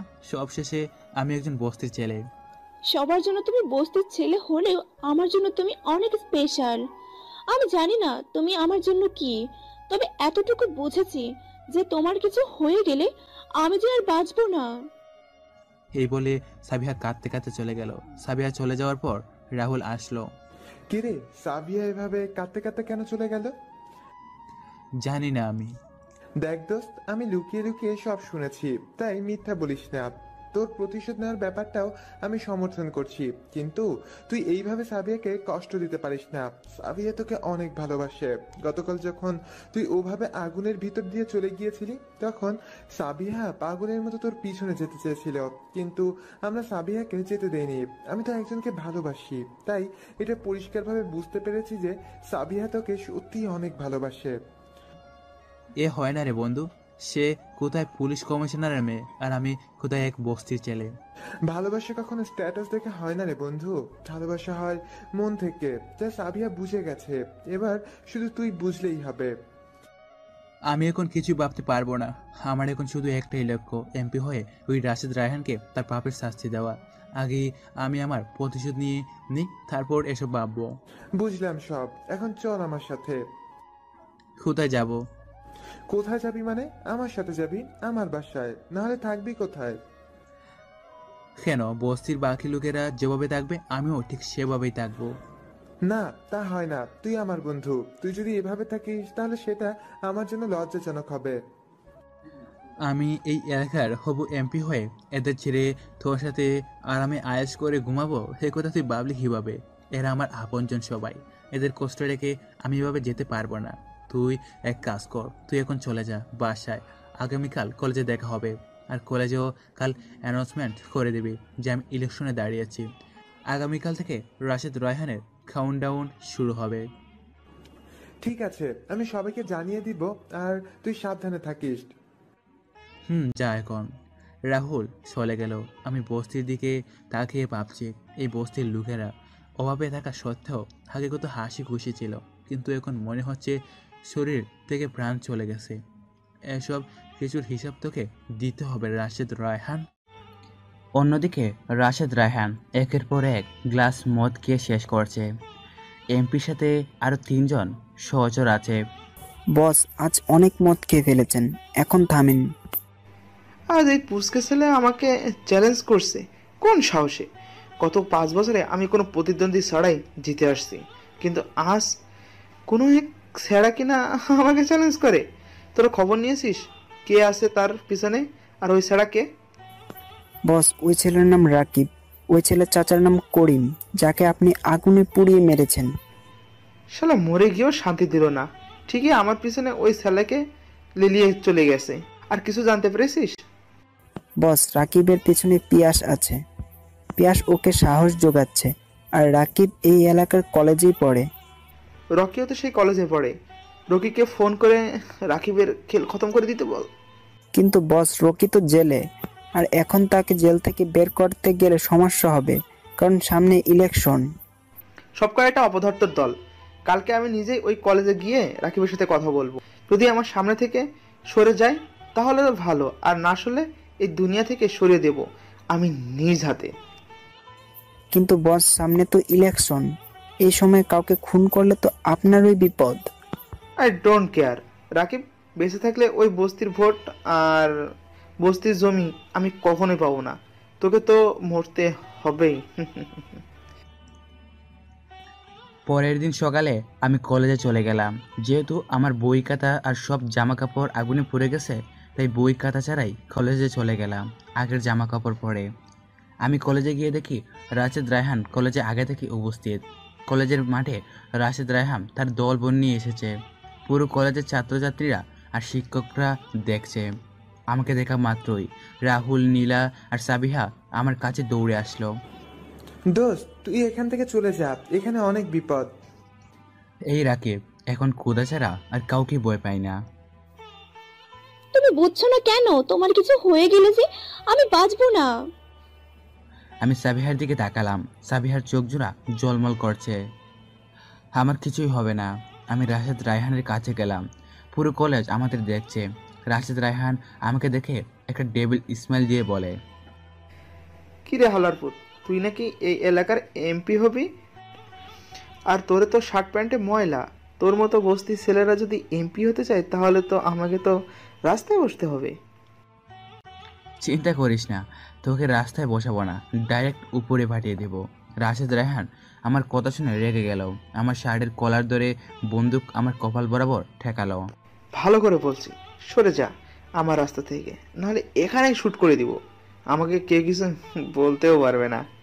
এটা তোর ভুল ধারণা, তোকে এতদিন কেউ কিছু বলেনি, কিন্তু এখন সময় পাল্টাবে। ইলেকশনের পর তোকে তোর পাপের রাজ্যে আমি নিজের হাতে ধ্বংস করব। তোর কিসের এত শত্রুতা আমার সাথে? আমি তো তোকে চিনিও না। তোর চাচাকে মেরেছি তো কি হয়েছে, তোকে তো আর মারিনি। তুই শুধু আমার চাচাকে না, বরং আমার বাবা মাকে মেরেছিস। রাশেদ রায়হান আমার কলার ছেড়ে আমার থেকে দূরে গিয়ে দাঁড়ালো, এখন আমার দিকে বন্দুক তাক করে রেখেছে। কে তোর বাবা মা?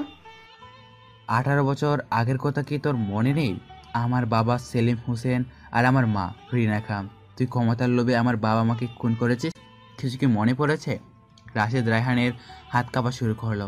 কলেজের সবাই আমাদের দেখছে, কিন্তু আমাদের মাঝে কি কথা হচ্ছে তা কেউ শুনতে পাচ্ছে না। রাশেদ রায়হানের হাত থেকে বন্দুকটা পড়ে গেল। কি বলিস তুই?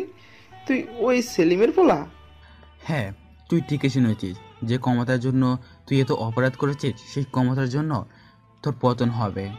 আমি এসেছিলাম তোকে শেষ করতে, কিন্তু এবার আমি আগেই তোকে ইলেকশনে হারাবো, তারপর তোকে শেষ করব। দেখা যাবে। রাশেদ রায়হান তার দলবল নিয়ে চলে গেল। আমি সবার উদ্দেশ্যে বলা শুরু করলাম, এতক্ষণ যা হয়েছে তাদেরকে এতটুকু তো বুঝে গেছে যে সামনের ইলেকশনে বর্তমান এমপি রাশেদ রায়হানের বিপরীতে আমি দাঁড়িয়েছি। আপনারা নিশ্চয়ই ভাবছেন যে আমার মতো কেত বস্তির ছেলে কিভাবে এমপি হবে। আমি বস্তির ছেলে বলে কি আমি মানুষ না? ওই রাশেদ রায়হান এতদিন তার পাওয়ারের খারাপ ব্যবহার করেছে, এই এলাকার কারো ভালো করে নিছে। আর আপনারা যদি নিজেদের ভালো চান, নিজেদের পরিবারের ভালো চান, তাহলে ওই এমপিকে ভোট না দিয়ে আমাকে ভোট দিবেন। রাকিব, তুই চিন্তা করিস না, এই কলেজের সবাই তোর পাশে আছে। আর রাশেদ রায়হান যতদিন এমপি আছে ততদিন এই কলেজে র্যাগিং, ইপটিজিং এবং ড্রাগ সাপ্লাই বন্ধ হবে না।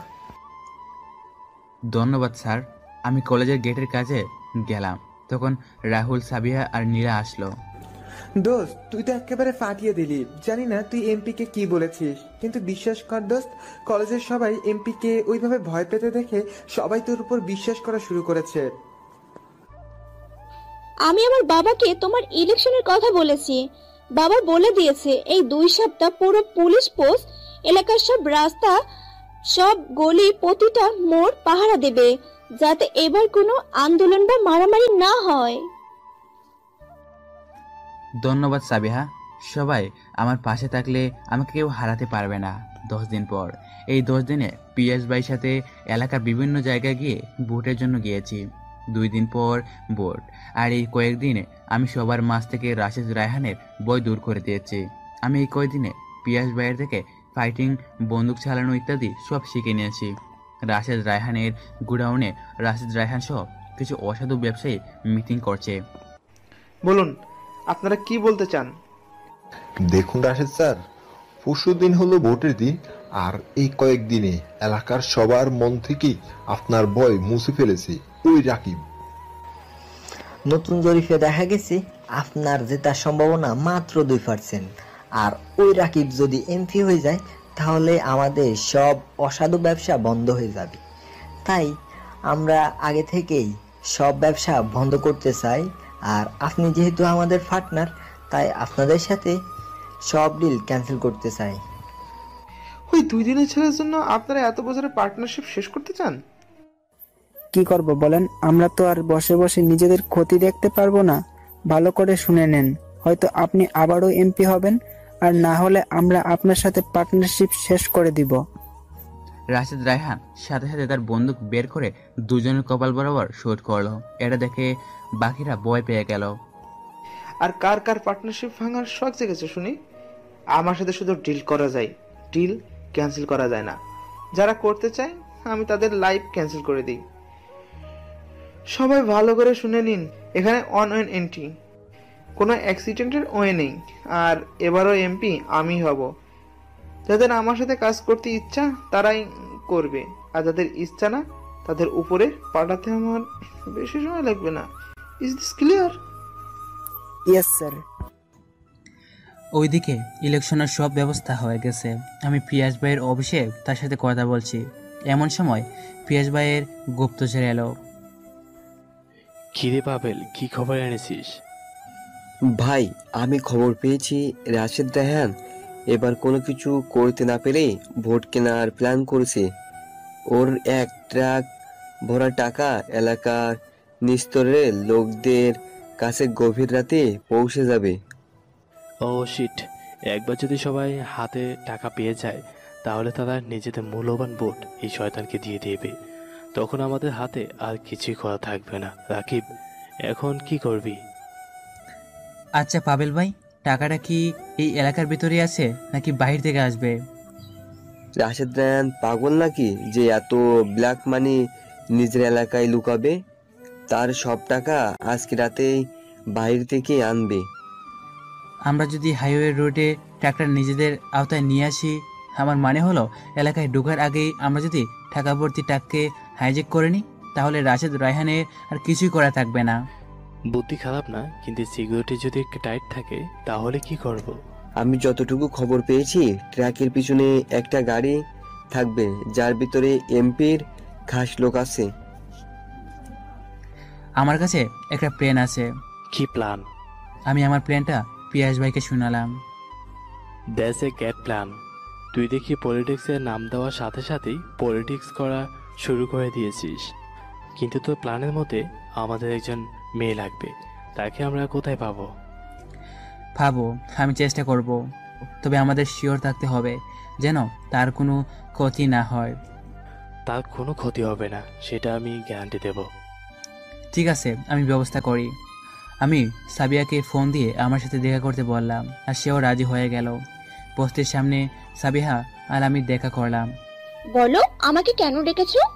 তোমার সাহায্য লাগবে। ও, আমি ভেবেছিলাম যে তুমি আমাকে... না, কিছু না, বলো কি সাহায্য লাগবে?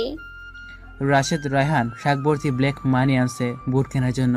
আমাদের যেভাবেই হোক টাকা ভর্তি ট্রাককে এলাকায় আসার আগে থামাতে হবে, আর তার জন্য তোমার সাহায্য লাগবে। বলো কি সাহায্য করতে হবে আমাকে?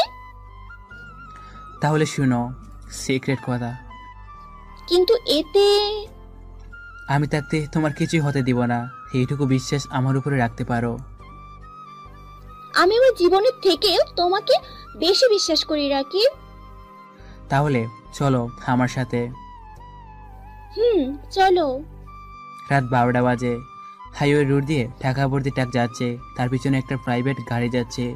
ট্রাকটি রাস্তার মোড়ে ঘুরে এলাকার দিকে অগ্রসর হচ্ছে, কিন্তু প্রাইভেট কারটা মোড় ঘোরার আগে বন্ধ হয়ে গেল।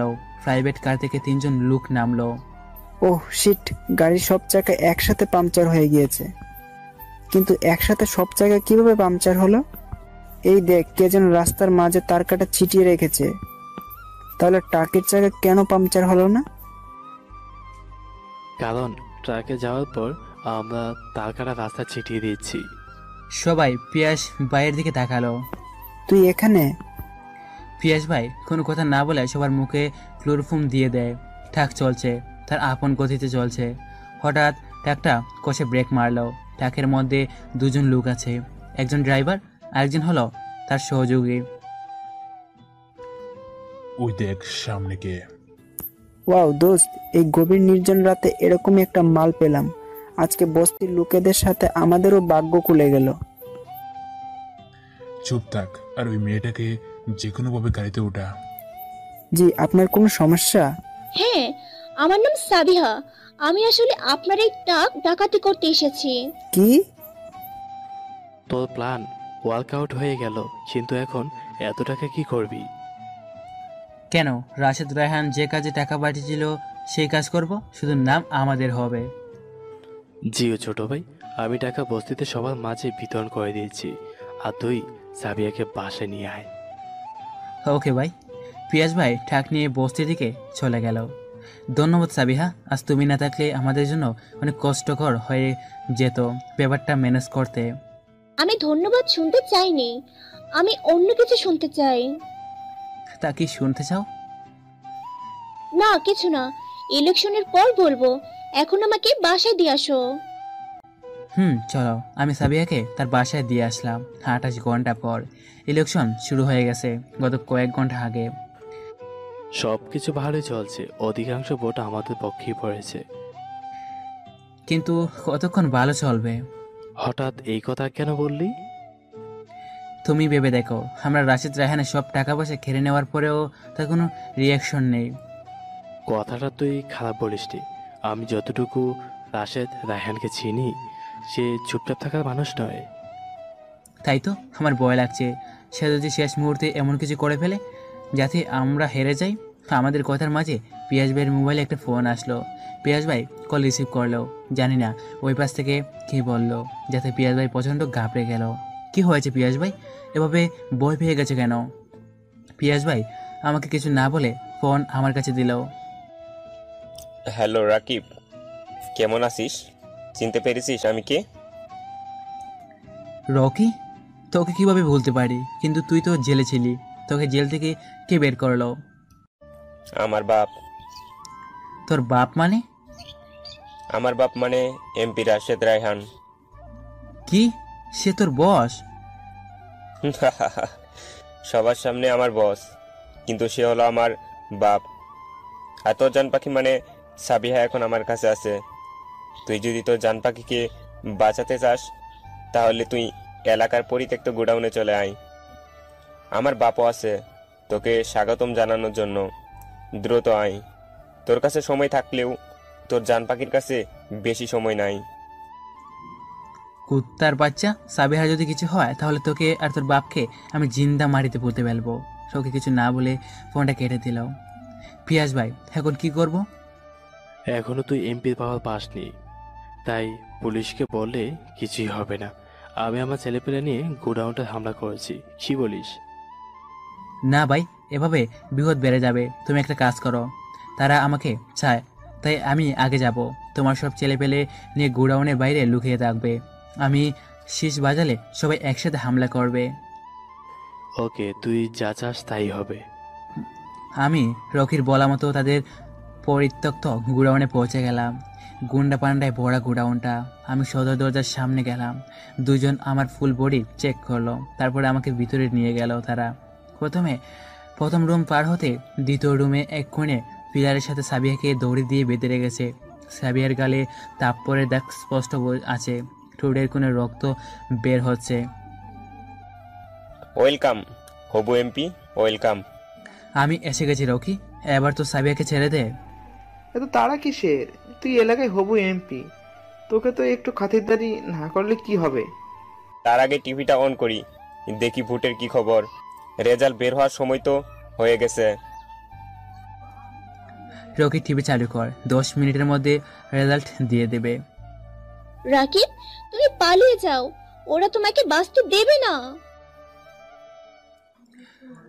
আমি এখানে নিজের জীবনের জন্য আসিনি, এসেছি তোমাকে বাঁচাতে। হায় রে ভালোবাসা, এই প্রেম আর দেখতে পারছি না। এই তোরা এই প্রেমকে একটু সাইজ কর। রাশেদ রায়হানের 20 জন গুন্ডা আমার সামনে আসলো। আমি কোনো ফিল্মের হিরো না যে এতগুলোকে একাই সার্চ করতে পারবো, তাই আমি পিছিয়ে গেলাম। সাবিহা, তোমার প্রেমিক তো পিছিয়ে যাচ্ছে। আমি পিছুতে একটা দেয়ালের কাছে গেলাম। সেখানে আগে থেকে একজন লোক দাঁড়িয়েছিল। সে আমাকে আঘাত করার আগে আমি তাকে আঘাত করে তার থেকে বন্দুক নিয়ে নিলাম। আমি তাদেরকে শুট না করে মাটিতে থাকা গ্যাসের সিলিন্ডার ছুঁড়ে দিলাম তাদের দিকে। সিলিন্ডার বরাবর বন্দুকটা তাক করে শুট করলাম। সিলিন্ডারটা ব্রাস্ট হলো, যেন মনে হলো বোমা ফেটেছে। 20 জনের কাউকে আর দেখা গেল না। সবার ছিন্ন ভিন্ন দেহ এদিক ওদিক ছড়িয়ে রয়েছে। আমি মুখ দিয়ে শীষ বাজালাম জোরে। আমার কাণ্ড থেকে রাশেদ রায়হান হাঁটতে চালিয়ে অনেক ভয় পেয়ে গেল। রকি পালাতে গেলে আমি তার পায়ে গুলি করি, আর সে মাটিতে লুটিয়ে পড়ে। আমি দৌড়ে রাশেদ রায়হানের সামনে গেলাম। রাশেদ রায়হানের হাঁটুতে গুলি মারলাম, আর সে হাঁটু গেড়ে বসে পড়ল। রাশেদ রায়হানের কপালে বরাবর বন্দুকটা তাক করলাম। সরি রাকিব, প্লিজ আমাকে ক্ষমা করে দে। আমি আমার ছেলেকে নিয়ে অনেক দূরে চলে যাব। তুই ভাবলি কি করে? তুই একের পর এক পাপ করে যাবি, আর তোর পাপের শাস্তি তুই পাবি না। তোর যা পাপ করা ছিল তা তুই আগে করেছিস, কিন্তু তুই আজকে সাবিহাকে কিডন্যাপ করে অনেক বড় ভুল করেছিস। তুই জানিস না যে সাবিহা আমার জান। সাবিহাকে আমি ভালোবাসি। সাবিহার কিছু হয়ে গেলে আমি বাঁচব না। সাবিহা অবাক হয়ে আমার দিকে তাকিয়ে আছে। আমি সাবিহার দিকে তাকিয়ে বললাম, হ্যাঁ Sabiha, I love you ever and for ever. Rashed রায়হানের দিকে তাকিয়ে বললাম, তোর ছেলের মৃত্যু আল্লাহ তাআলা আমার হাতেই লিখেছে। রাকিব, আগে টিভি নিউজ দেখো। আমি পিছনে তাকিয়ে দেখি পিয়াস ভাই এসে গেছে। টিভির দিকে তাকিয়ে দেখি টিভিতে ব্রেকিং নিউজ দেখাচ্ছে। এইমাত্র খবর পাওয়া গেছে ভোটের গণনা কাজ শেষ। এলাকার প্রাক্তন এমপি রাশেদ রায়হান ভোট পেয়েছে মোট 26,580টা। আর এলাকার বস্তির এক সামান্য ছেলে রাকিব ভোট পেয়েছে 33,680টা। রাকিব বিপুল ভোটে জয়লাভ করেছে। আমি রাশেদ রায়হানের দিকে তাকিয়ে একটু শয়তানি হাসি দিয়ে বললাম, যে ক্ষমতার জন্য তুই আমার বাবা মাকে মেরেছিস, যে ক্ষমতার অপব্যবহার করে আমার চাচাকে মেরেছিস, যে ক্ষমতার ব্যবহার করে এত খারাপ কাজ করেছিস, সেই ক্ষমতা আর তোর নেই। পিয়াস ভাই, এখন কি করব তুমি বলো। দেখ রাকিব, এই হলো এমন এক কালসাপ যাকে একবার ছেড়ে দিলে সে আবার ছবল দিবেই। আর তুই নিজের হাতে প্রতিশোধ নিবি বলেছিলি। হ্যাঁ বলছিলাম, কিন্তু এতে যদি আমি খুন করি তাহলে আমার আর এই শয়তানের মাঝে কোনো পার্থক্য থাকবে না। এদের জেলে পাঠিয়ে দাও ভাই। ঠিক আছে, তো যা ইচ্ছে। আমি সাবিহার সব বদন খুলে দিলাম। তুমি এতক্ষণ যা বলেছো তা কি সব সত্যি? কেন বিশ্বাস হচ্ছে না? না। তাহলে কি করলে বিশ্বাস হবে? আমাকে বিয়ে করলে বিশ্বাস হবে। যেহেতু আমি এই এলাকার এমপি, সেহেতু আমার এখন বিয়ে করতে কোনো সমস্যা নাই। ওকে মাই জান। এখনই যান? তাহলে পরে কি হব? 10 দিন পর আমি এমপি হয়ে শপথ গ্রহণ করছি অনেকদিন আগে। ইতিমধ্যে বস্তিতে নতুন গড় বানানোর কাজ শুরু হয়ে গেছে। সাবিহার বাবার সাথেও আমার কথা হয়ে গেছে। যেহেতু মাত্র আমার ইন্টার সেকেন্ড ইয়ারে পড়ি, তাই ইন্টার ফাইনাল এক্সাম হওয়া পর্যন্ত আমাদের বিয়ে হবে না। 1 মাস পর আমাদের এক্সাম শেষ হয়ে গেছে গত সপ্তাহে। আজ আমাদের বিয়ে হয়ে গেল। সবাই অনেক আনন্দে কাটালো বিয়েটা। রাহুল আমার বিয়েতে যে লেভেলের নাচ নেচেছে তা বলার বাইরে। শুধু হোক বেস্ট ফ্রেন্ডের বিয়ে বলে কথা। রাহুল আর নীলা মিলে আমাকে বাসর ঘরের ভিতরে ঢুকিয়ে দিল। আমি ঘরে ঢুকে দেখি সাবিহা বালিশে হেলান দিয়ে মোবাইল টিপাচ্ছে। আমি শুনেছি মেয়েরা বাসর ঘরে ঘুমটা দিয়ে বসে থাকে আর ছেলেরা ঘুমটা সরিয়ে, কিন্তু এখানে তো তুমি মোবাইল নিয়ে পড়ে আছো। আরে ইউটিউবে একটা ইউটিউব চ্যানেল আছে, এনকে ভয়েস অফিসিয়াল নামের। এই চ্যানেলে অনেক ভালো ভালো গল্প আপলোড করা হয়, যা বেশিরভাগ গল্প রাকিব হাসান রাজের লেখা। আমি সেটাই দেখছিলাম। আর তাছাড়া রাকিব হাসান রাজের পরবর্তী সব গল্প দ্রুত পেতে তার অফিসিয়াল গ্রুপ জয়েন করছিলাম আর পেজে লাইক দিয়েছিলাম। আজকে আমাদের বাসরাত, যেখানে আমরা নতুন গল্প বানানোর কাজ শুরু করব, আর তুমি এখানে অন্যদের গল্প পড়ছো। আরে আমার বাবুটা দেখে রাগ করেছে। ঠিক আছে, আমি রাগ ভাঙিয়ে দিচ্ছি আদর করে, কিন্তু তার আগে এই নির্লজ্জ দর্শকদের যেতে বলো। ঠিক আছে বেবি, আমি আপনাদের বলছি আপনারা এখনই যান। আমার বউ লজ্জা পায়। আর যারা এতক্ষণ আমাদের কাহিনীটা পড়লে তারা লিঙ্কে ঢুকে নিজেদের কাজ করে ফেলুন। আর হ্যাঁ, রাকিব হাসান রাজকে ফ্রেন্ড রিকোয়েস্ট দিলে অবশ্যই মেসেজ দিতে হবে, না হলে রিকোয়েস্ট জুড়ে দেখবে, অথবা তাকে আর তার আইডিতে ফলো করতে পারুন। এতে তার সবগুলো গল্প আপনার কাছে দ্রুত পৌঁছে যাবে। এখন পরে কি হলো তা জেনে লাভ নেই, কারণ রমজান মাসে এসব না শুনে ভালো। নিজেদের কাজে যান আপনারা। কয়েক মাস পর, পিয়াস ভাই তুমি আমার সাথে এই দুঃখটা না করলেও পারতা। পিয়াস ভাই অট্ট হাসিতে ফেটে উঠল, তারপর আমার বুকে একের পর এক গুলি চালিয়ে দিল। আমিও চির নিদ্রায় ঘুমিয়ে গেলাম। পিয়াস ভাইয়ের সাথে রাশেদ রায়হান আর তার 2 ছেলে রকি আর নীলয় দাঁড়িয়ে আছে। তারা আমাকে মেরে চলে গেল, কিন্তু আমার শ্বাস প্রশ্বাস তখনও চলছিল। আর তারা তো জানে না যে আমি বেঁচে থাকতে আমার বস্তির দিকে যে চোখ তুলে তাকাবে তার অবস্থা আমি কী করব, তা খোদা ছাড়া কেউ জানে না। কিছু মাস পর হঠাৎ একটা গোডাউনে আগুন লেগে যায়, যেখানে অনেকগুলো লোক মারা যায়। আর তার অভিযোগ আসে রাকিবের উপর, কিন্তু সবাই জানে রাকিব মৃত। তাহলে কি হয়েছিল সেদিন রাকিবের সাথে? আর সাবিহাই বা কোথায়? আপনারা নিশ্চয়ই কিছুই বুঝতেছেন না। আসলে এই পর্বটা সিজন 1 এর শেষ পর্ব প্লাস সিজন 2 এর ট্রেলার। আপনাদের সাপোর্টে সিজন 2 লেখা হবে, তার আগে না। এই সিজন এখানে শেষ হোক না, কিছু রহস্য নিয়ে।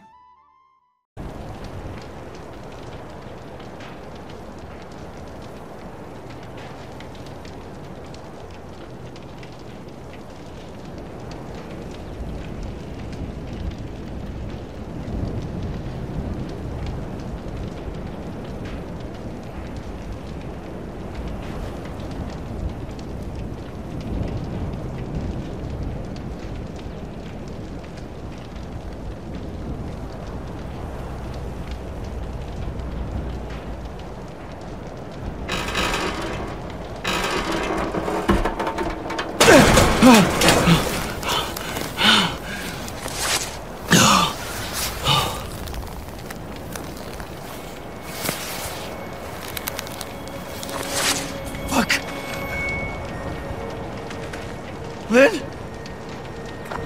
Lynn! Find Lynn. Nothing matters but Lynn.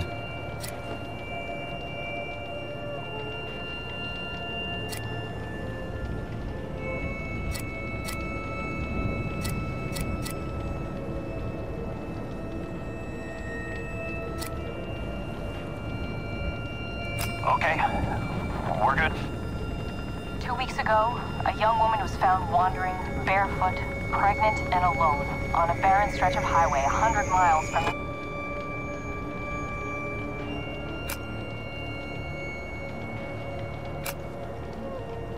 Okay.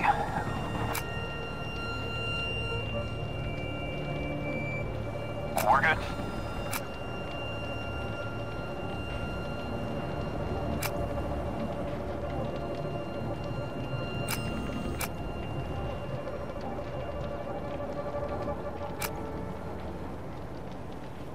Okay.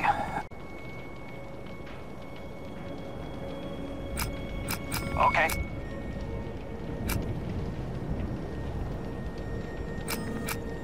I'm Lynn Langerman, here for NewsTomorrow.net. We're flying past the Havasupai Indian Reservation in central Arizona in search of the origins of murder victims. I'm Lynn Langerman, here for NewsTomorrow.net. We're flying past the Havasupai Indian Reservation in central Arizona in search of the origins of murder victims.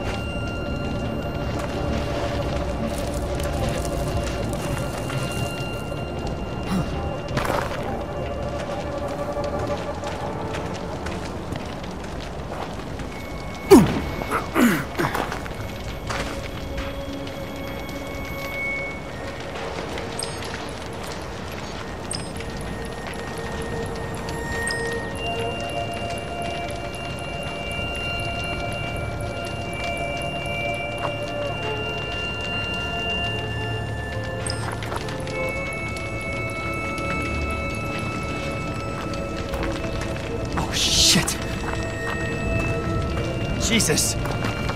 Is... No, there's no bodies. She's not in here. Lynn! Lynn!